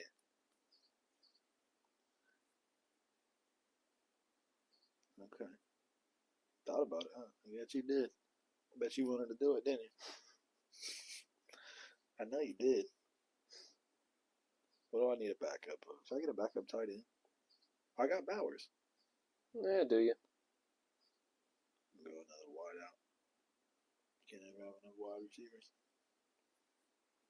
Josh Downs is here. Hey, Ricky he's a dog. Pearsall. I'm taking him. Because my boy just. Pretty sure the kicker I'm about to take won me my fantasy Ricky Pearsall. league last. All right, take screenshots. We'll have this up.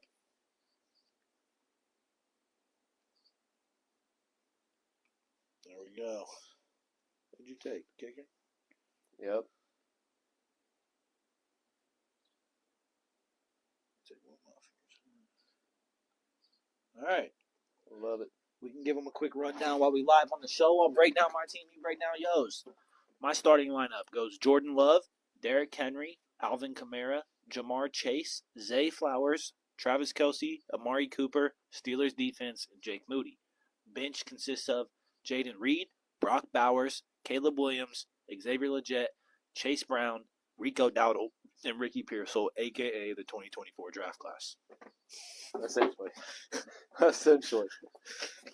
My lineup: Patrick Mahomes, Isaiah Pacheco, Nick Chubb, Justin Jefferson, Nico Collins, David Njoku, Christian Watson, a dog, Ravens defense, Justin Sanders, Miami kicker, Ezekiel Elliott, Keon Coleman, Pat Freiermuth, Jaden Daniels, Raheed Shaheed. Rashid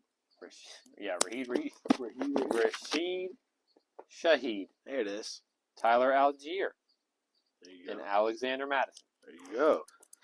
Beautiful. Love to see it. So 2 fantastic teams. We will have those. Your bench is the 2024 draft class, and mine is the players that were good last season. So let's see if they can live up to do it again.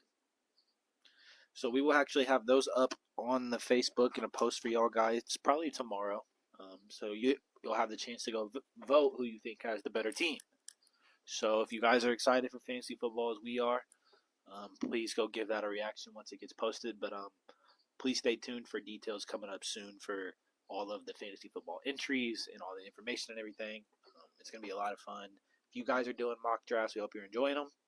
Get your early picks in, do your scouting, and be ready to win some money this year in the Travis and Jon Show Paid Football League. 100%. All right. Again, we got paid league, free league. Yeah. At least 24 members. Well, 22. Right. Excluding us, obviously. Let us know. Absolutely. Get in while there's time. Absolutely. Obviously, nothing's been opened yet, so don't feel pressured. We will make a post and have it all spread out before anything's. We will give you time. Everybody will know. Absolutely. Everybody will have an opportunity. But all right, with that coming to a close, that'll be about the end of our NFL section for today, which will bring us to NBA, our final session of the day. Talk about another big sport going on in the midst of the playoffs right now. Absolutely getting closer to a championship. Absolutely. So, the playoffs. We're at a great spot right now. Celtics closed out the series versus the Cavs. Absolutely. Basically expected W, but did their thing. Yeah. Did their job. Knicks and Pacers actually go at it tonight at 8:30 in Game 6. Pacers need a big home W to force Game 7. Potentially to close out the series. Yeah. That's huge. Obviously, both teams this series unbeaten on their home floor. Something to look forward to, but, give New York their flowers. No, for I'm sure. Scared. Yeah. I've talked this whole series. Talked for weeks leading up to it or whatever, and then talked now the whole series. They have 3 dudes. They're not deep. I've said what I've said. They've continued to prove me wrong every time. So, I mean, Pacers need to step it up. I mean, them boys are doing their thing. It's the motto of the playoffs: protect home court. That's exactly what both of these teams have done. We've seen when you're the away team in this series, your advantage drops to nearly zero. 100%. The fans have been fantastic for both teams so far this series. Home court advantage is really, really showing in a big game for tonight in Indy for the Pacers. Need a W. Season's on the line, down 3-2. Hallie's got to do his thing.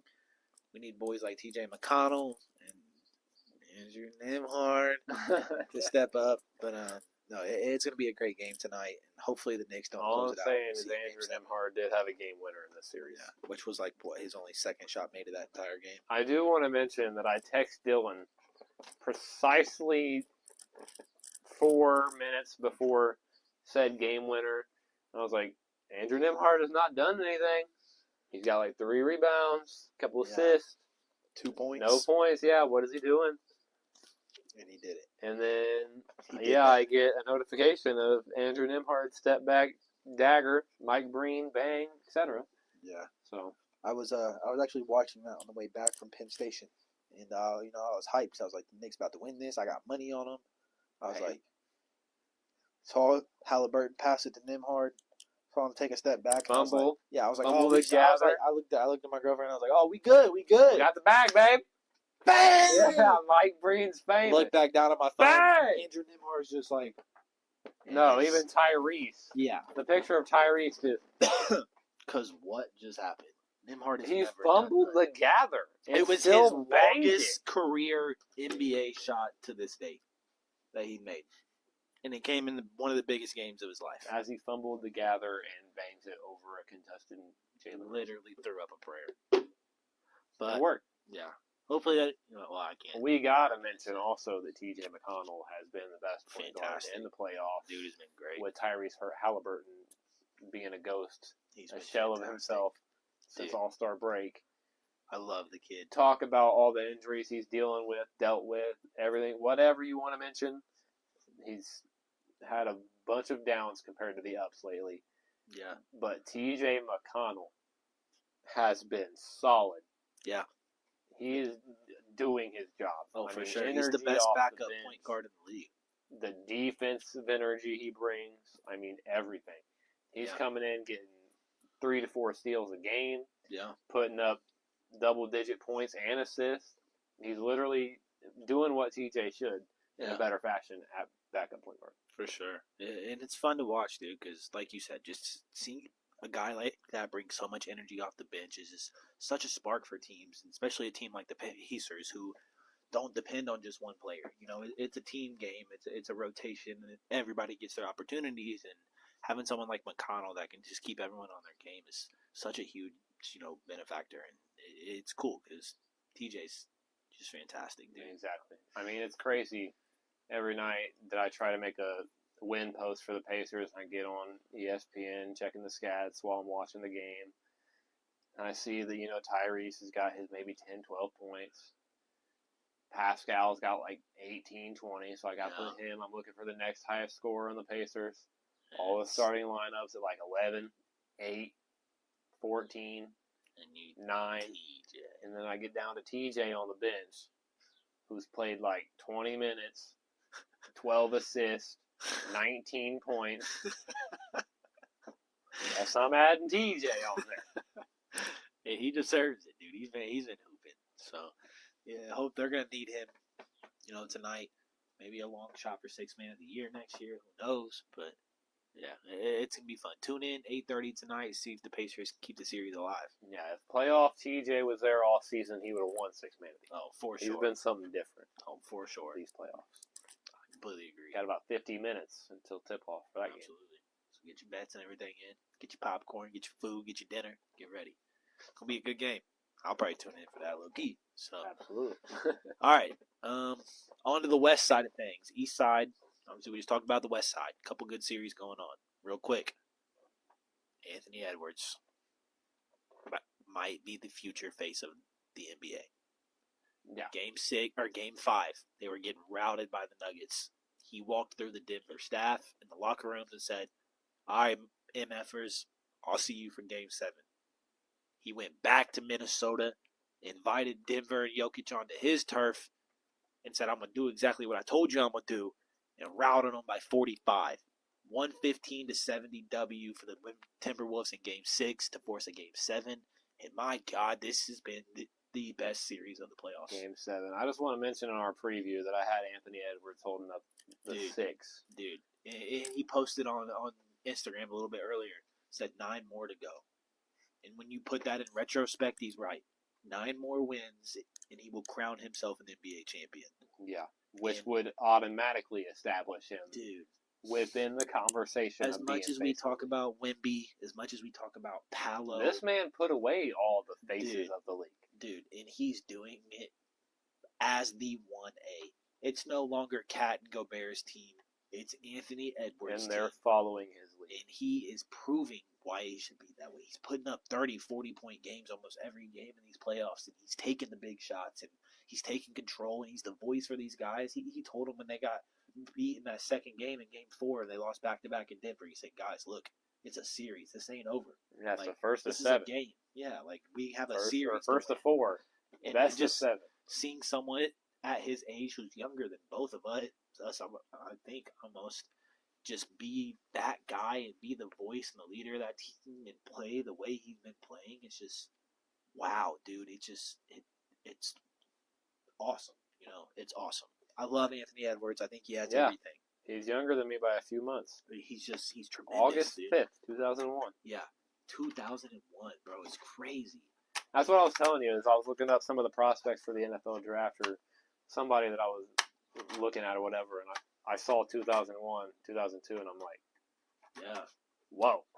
This is our group of people. Yeah. Your group of people. That's what I'm saying. Like, these dudes getting drafted and about to be faces of the league, all this other stuff, like, are us. Our vocabulary.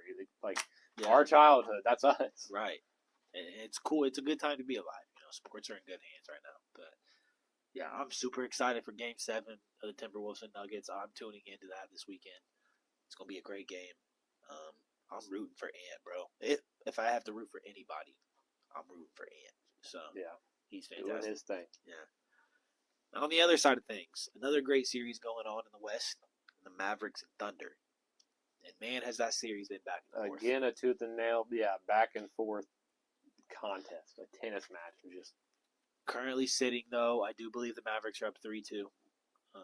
So the Thunder facing elimination for the first time in their young careers. And I'm not even sure what to say. They've been great. Because we're in a terrible parallel right now. Yeah. A Mavericks who shouldn't be as low as they are seed-wise, and finally clicking. Yeah. MVP Luka doing his thing. I'm sorry. Jokic is a dog. It should have been Luka. 33 points. It should have even been Shea. Anybody but Jokic. Don't get me started. But Luka had his year. And then again, as I just said, Shai Gilgeous-Alexander, however you want to pronounce it, whatever. I've heard it so many different ways. 2 MVP candidates going at it. 2 of the top 3. And I mean, a Thunder whose average team of their starting lineup is like 23. Yeah. People have been sleeping on this series. It doesn't get the media attention it deserves. It doesn't get the talk it deserves. This has been a fantastic series. Yeah, this is Kyrie being himself again. Yeah. Being prime Kyrie, being comfortable, playing as a number 2, with a number 2, whatever. Right. Luka as an MVP candidate, finding his form as always.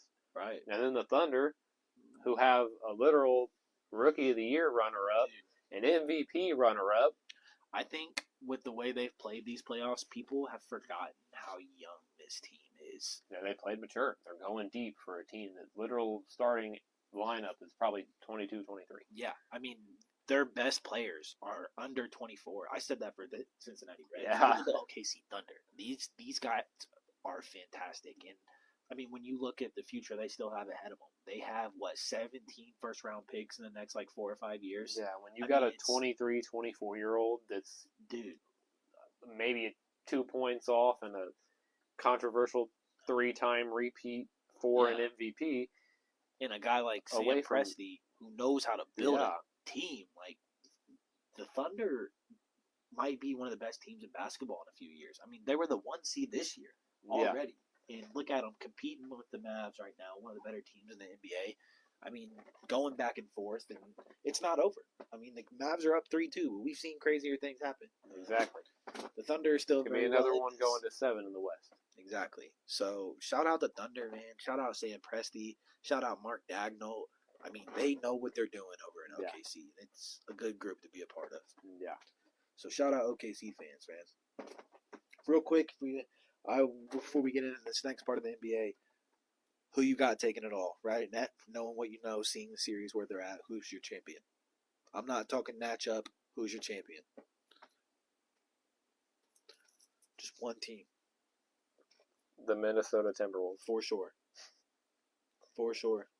I mean, if we're going to dive into the matchup, obviously the Celtics are going to be a great matchup for whoever. Listen, I know we were on the Celtics hard coming into this, but from what I've seen so far this playoff run, I'm not as big. I think they're coming out of the East for sure. There's no one in the East that's going to take them out. Yeah. But I don't think they beat a single when one it of comes the 4 to teams momentum, left in the West right now. I don't think they can beat any of them. I think if they seen the Mavs, Thunder, Nuggets, or Wolves, they're not beating none of them. I'm sorry. From the way they've played so far, to end the season and to start the playoffs, I'm sorry. I can't. I don't know. They haven't looked like the Celtics that won 65 games. I don't know. And that's the thing is I literally even with confidence could say that if the Nuggets pull off this Game 7, knock out the Timberwolves, and I'm left with the rest of the teams, I would next probably go the Mavericks. Yeah. After that, I'd go the Thunder. Yeah. The Celtics aren't going to be no, and the top 5 choice, and I'm going to go through the West first. Yeah, because they're not beating no one out of the West. So, yeah, I'm riding Ant and the Wolves. I know we had it being bounced in the first round of the Suns, but my God, what has Ant proved? That's what, yeah. We talked about the blue number 1 seed, and he came out and made KD and all these other boys look like things in the past. Jokic the battle of his life. Yeah, who just got his third MVP, and he just took it to 7. 3 and 4 years. Keep that in mind. Yeah. All right, enough of that. You want to introduce us to what you had planned for us tonight? Started to get in the depth of some of the fun things. Obviously, we've gone through the MLB offseason. We've gone through the NFL offseason. We've gone through all the fun things. But with things getting to a head and getting to the heated part of the playoffs, getting closer to a championship, that also brings us closer to the offseason, which brings us closer to the NBA draft. Absolutely. And after the lottery a few days ago, things are set. Absolutely. And obviously there's a lot of things that unfold from here until now, until the draft, etc. Right. A lot of things that can happen. People move, players move, combine work, etc. Right. But I say we get into a little lottery mock. Get a little NBA info in there for the off season. Start a little early. Absolutely. So, yes, we're going to be introducing to you guys the very early 101 2024 lottery mock draft for the NBA. This is not going to be the full first round. This is going to be what we believe the best first 14 picks of the draft right now, currently where we're sitting. Okay, so let's talk about real quick what happened during the draft lottery. The Hawks, 3% chance. Should we talk about every team essentially moving, it feels like? Yeah, and real quick, I just want to say, I'm sorry, Detroit Pistons fans. Back-to-back years, you guys have went from 1 to 5 for the first time ever. Yeah, the pain. Yeah. I couldn't imagine being lucky to scratch 20 wins a season. Right. And still having the 5th best player in the draft at best. Back-to-back years. Like, how do you do that in back-to-back years? That's got to be some unfortunate, just bad luck, dude. I mean, hey, nobody wants to see Detroit. Right. Detroit, Michigan. All right. So, are we going to do this together, I presume? Yes. All right. So, we'll see. Call this 101. Call it way too early. Whatever. Right. This is lottery. It'll be Travis and John. Okay. I know who my 101 is. Obviously, it's the Atlanta Hawks. Like you said, things are subject to change before the draft. I think, in my opinion, one of either DeJounte Murray or Trae Young gets moved at some point this offseason. I think it's time for them to switch things up. Have been the most mid team in basketball for the last 2 years. Neither one has been the leader they're looking for. Yeah, so switch things up. You have the number 1 pick. It's time to get another prospect. And I think we have a wish version of Wemby coming into this class. He's not nowhere near as good, nowhere near as hyped, but I think he has a chance to be good. I would assume we're almost in agreement. I think he's the consensus number 1 pick for most people right now. Oh yeah, he's already 7'1" Yeah. at 19 years old. Yeah, Alexander Sarr with the 101 pick to the Atlanta Hawks. I think he's gonna be 101. He's like I just mentioned. He just has that build like Wemby that we seen be so dominant last season and have one of the greatest rookie seasons we've ever seen. So why not go do that for the Hawks? You need it. Your best tall guy is Clint Capella. Yeah, it's one thing being 7'1". Right. It's another thing having the handle, the mobility, etc. at 7'1".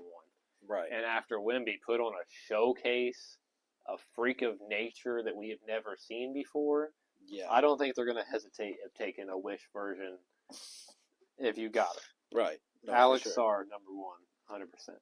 Love it, love it, love it. Number 2 in the Wizards, another team that has been extremely terrible. Okay.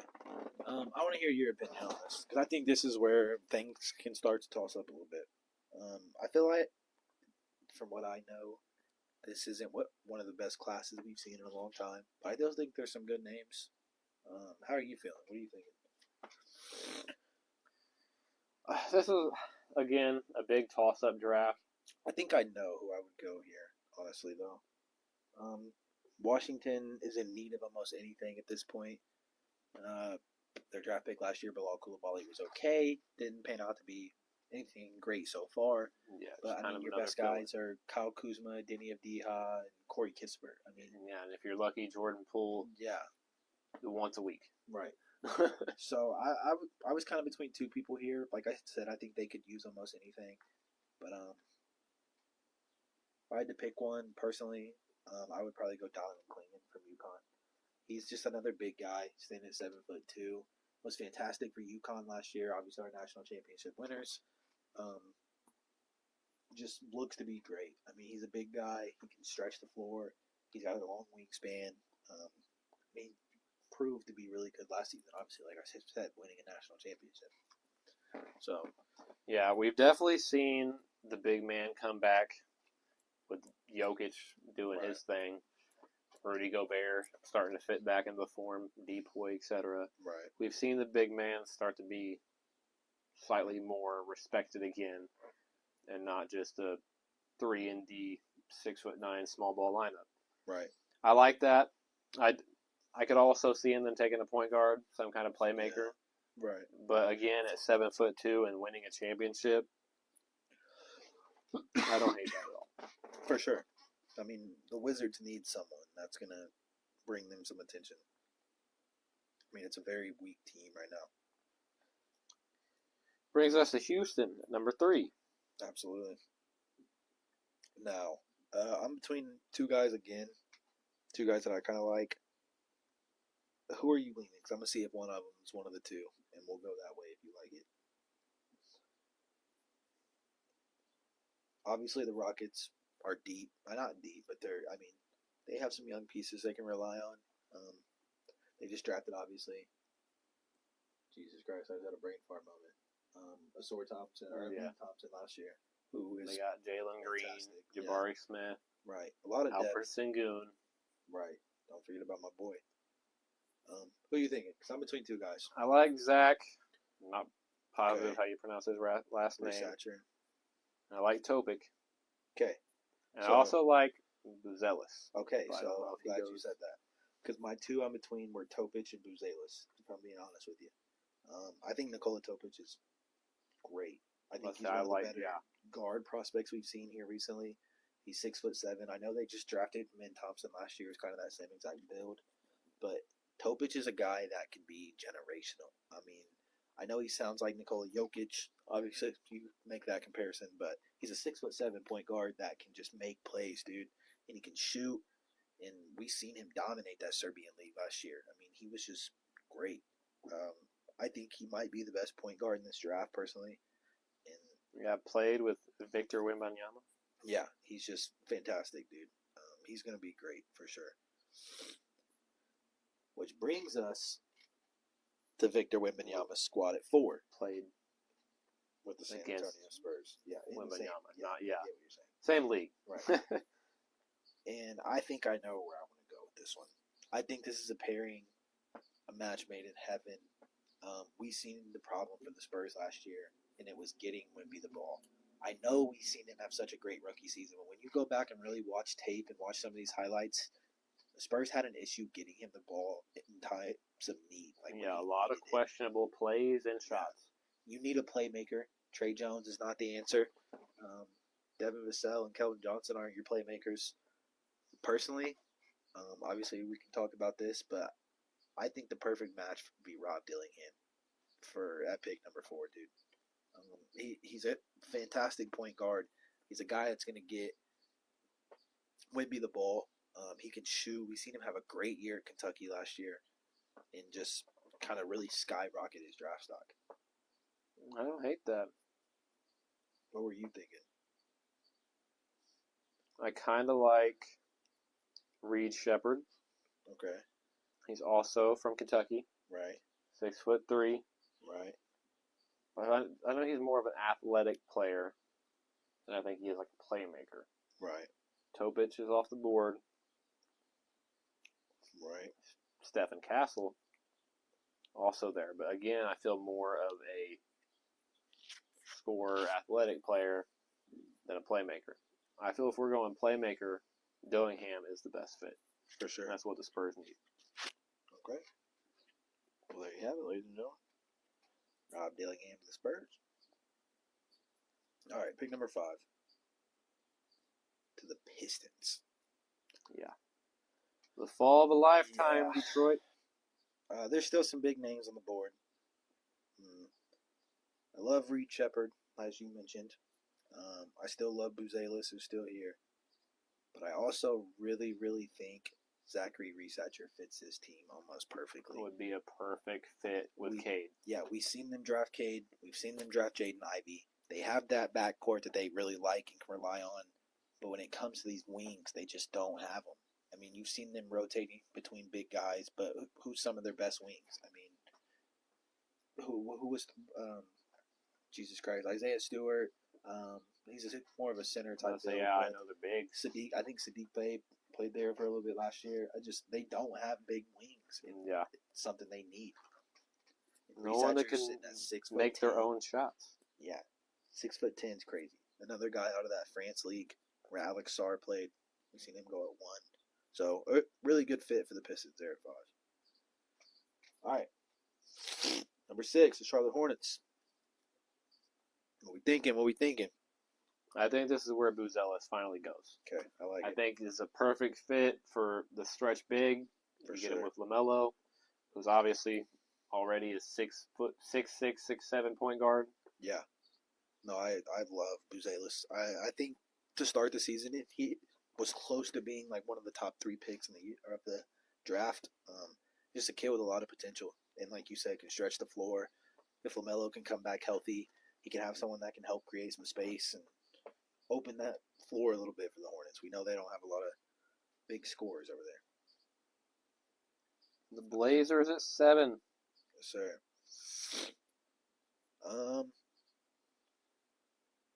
I really like Reed Shepherd.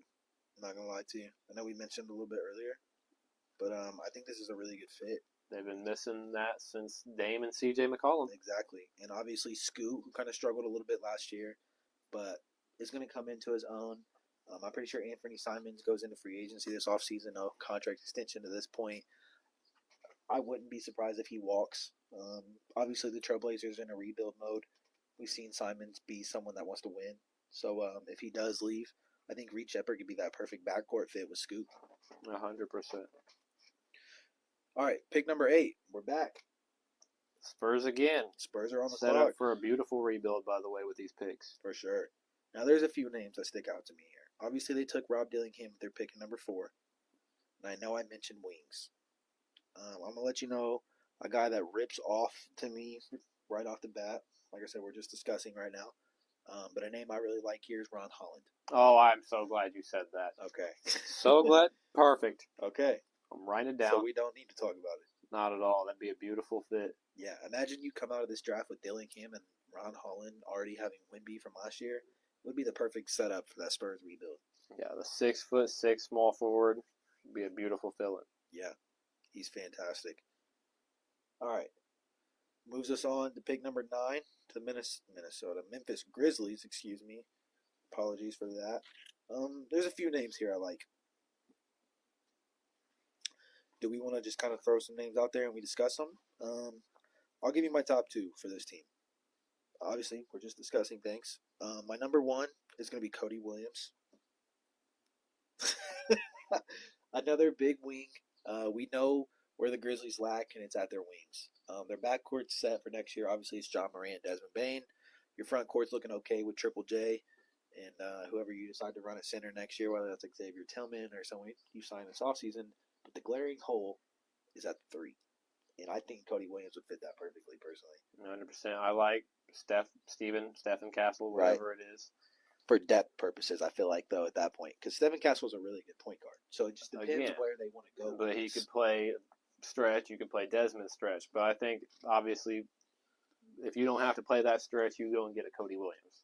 For sure. 6'9", beautiful spot. Yeah, he's fantastic. All right. Who's next up here? Pick number 10. Getting down to the lower end of the Utah lottery. Jazz. Yeah. Utah Jazz. All right. There's once again a few names I like. I don't hate the Stephen Castle pick here. We've mentioned him a few times. I think he would be very good. Obviously, we've seen him have Colin Sexton and Keontae George, who came into his own last year. But point guard depth never hurts.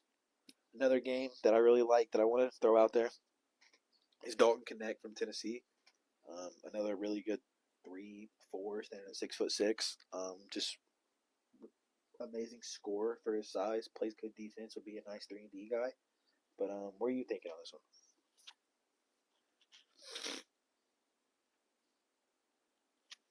one? I mean, I really like Apologies. probably a Castle here.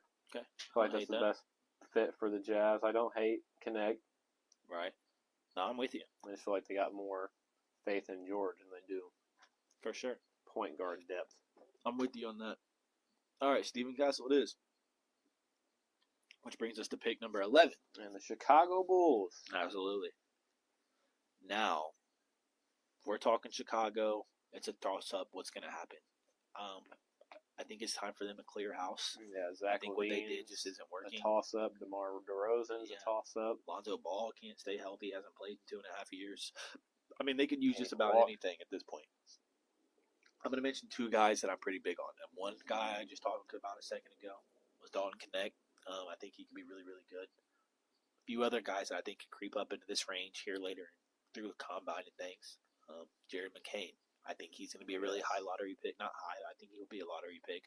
And someone else I'm huge on who I think would be fantastic for the Bulls and someone I've done rebuilds with for the Bulls is Bronny James, running mate from USC last year, and Isaiah Collier. We are the same mind when it comes to basketball, Travis. Because I was going to say I love Isaiah Collier in this spot. I think he's fantastic. I mean, he doesn't have to be this exact pick, but I love it. Khalil Ware is another player I could see creeping up in these spots. For sure. Kyle Flipkowski, I could definitely see making the lottery. For sure. I mean, there's some toss-ups, for sure. Absolutely. Who do you think the Bulls go here? Do we go with Isaiah Collier? I think we were almost in agreement with Collier. I mean, he would be someone, I mean, they need a point guard. Even if they do keep this roster together, I know Kobe White was fantastic Lonzo is the guy you can run as a playmaker and let Collier, Cleveland Cavaliers with Darius Garland. Right. We've seen Kobe White become a scorer. I think it would benefit him so much to play off the ball if you let someone else kind of run the main portions of the offense. Yeah. I mean, he can shoot, he can get to the basket. So Collier would be a good fit for Chicago. And he feels like a Chicago player. 100%. All right.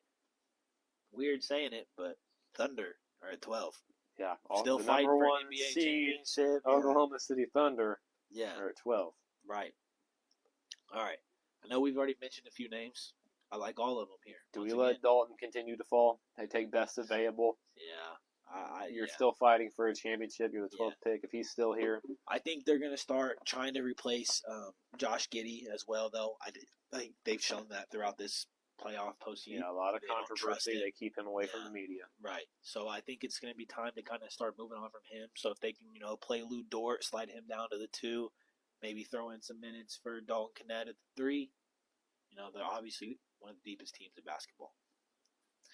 All right. Sacramento Kings are up at 13. Coming to a close here in the lottery. There's a few names I still really like. I know we mentioned Jared McCain. We mentioned Khalil Ware. Love some Khalil Ware. Love some Kyle Flipowski. All big names that could go in this area.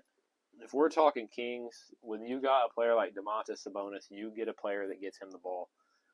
What scares me is I don't know what happens with De'Aaron Fox. Right. I feel like he's still a question mark for Sacramento.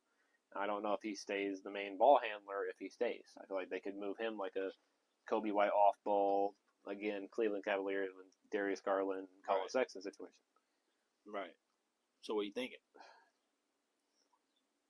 I feel like Jared McCain is a good spot here. I love McCain. I think he was really good to end the season for Duke last year. Does he fit with the Kings here at 13?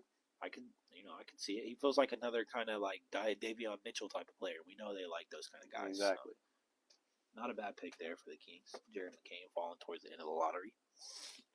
And we're back up with the Blazers to close out the NBA draft lottery. Number 7, they took who did Reed Shepherd. Reed Shepherd, correct. So they have their shooting. So this would be a beautiful spot for a Khalil Ware Kowski. For sure. I like either one of those names. I think if we're talking more traditional big, obviously it's Khalil Ware. But Kyle's a big guy. He's a 7-foot stretch. Yeah, and once again, he can stretch. Obviously we've seen them go out and get Ayton. So maybe Flipowski is a guy that kind of intrigues him more. He can play alongside Ayton, let Ayton be that main rebounder, shot blocker. Not be as big as a center clog and worry about the Minnesota controversy. Right. And I know we talk about Khalil Ware, but he's more, like I said, of a traditional type center. Doesn't have the feet movement to be the 3. And when we're talking, you already have Ayton in that front court. You need someone that can help stretch the floor. Yeah. We know Ayton can't shoot. We know Khalil Ware is not that great of a shooter. So I like Kyle Flipowski here. That's what we decided with. I think that was a fantastic first 101 NBA draft lottery mock for the first 14 picks. Obviously, there will be a lot more off-season basketball talk to come before the draft and everything when that time comes. But, hey, we got to live in the moment. It's still the playoffs. Exactly. A lot of things left to happen. We don't know yet. Which is why I'm about to go deposit everything I got in my life on this Pacers game. We got 20 minutes. Exactly. Okay, so I say we wrap this up. We build a parlay together off live. We love you guys, but we can't give you everything, But yeah, it was a fantastic show this week. Absolutely. A lot of fun. I'm always excited for Fridays. It's always a good time hanging out with you guys, talking sports. Absolutely, covering all the topics. Again, comment. Let us know what we missed, what you want to see, any ideas. Message us. Yeah. Comment on any of the posts. Absolutely. What we're here for. For sure. We love all the engagement. We will have the post out tomorrow for the fantasy football 1v1. You guys, if you watch, you know whose is whose. If not, you may have to guess. We'll leave it up to you. We'll probably have a post out for our NBA mock. Yeah, sure. For sure. Absolutely. You guys know everything we do is on Facebook. If you ever want to keep up with us at all, our Facebook is the best place to be. But don't forget, we have a link tree in our bio. We're available on almost every single social media platform possible. We say it every week. If you're watching the live right now, you see it at the bottom right. We got X, Twitter. We got YouTube. We got Facebook. There's a bunch of stuff that isn't labeled because we have Instagram. We have Spotify. Absolutely. We're on iHeartRadio. We're on Apple Podcasts. Absolutely. We're on TikTok. You can possibly imagine. Yeah. Once again, just click on our Facebook profile here where you're watching us. Go click the link tree in our bio. It'll show you everything we have. You can go from there. Go give us a follow on anything you own. We appreciate all the love and support. Exactly. I think we almost cleared that. Almost ran out of breath trying to do that. But I know I say it a lot, but we really do appreciate you guys. Anyone watching right now, anyone that watched it's this last hour and a half, 2 hours, anybody that commented, liked, followed, we appreciate everything. All the support helps us. We hope to continue to grow this year. 2024 has been good to us. Absolutely. Let's keep it that way. Any final words before we get ready to close this on out? It's the worst time of a Friday night. But again, I just want to thank everybody and let you know how much we appreciate everyone that likes, comments, interacts in any way with the page. Anybody that scrolls by and likes anything, whatever it may be, it's a big help. Absolutely. But we love the community we're building here. We love everybody that chit-chats with us on our posts, any of the groups. We love the fan we made with our fantasy football last season. We hope to have an even bigger and better one this season. Absolutely. Excited. For sure. Stay tuned. Absolutely. A lot of big things planned for the rest of the year. Hope you guys are excited as we are. I think that'll about do it for us here on Friday. Absolutely. We hope you guys enjoyed. We had a lot of fun. And we'll be live again next Friday at 6 p.m. Eastern. So if you enjoyed tonight, make sure to tune in next week. And hope everyone has a great weekend. As always, it's been the Travis and Jon Show. Live. On Facebook Live. Peace out, y'all. Have See a good you weekend. next week.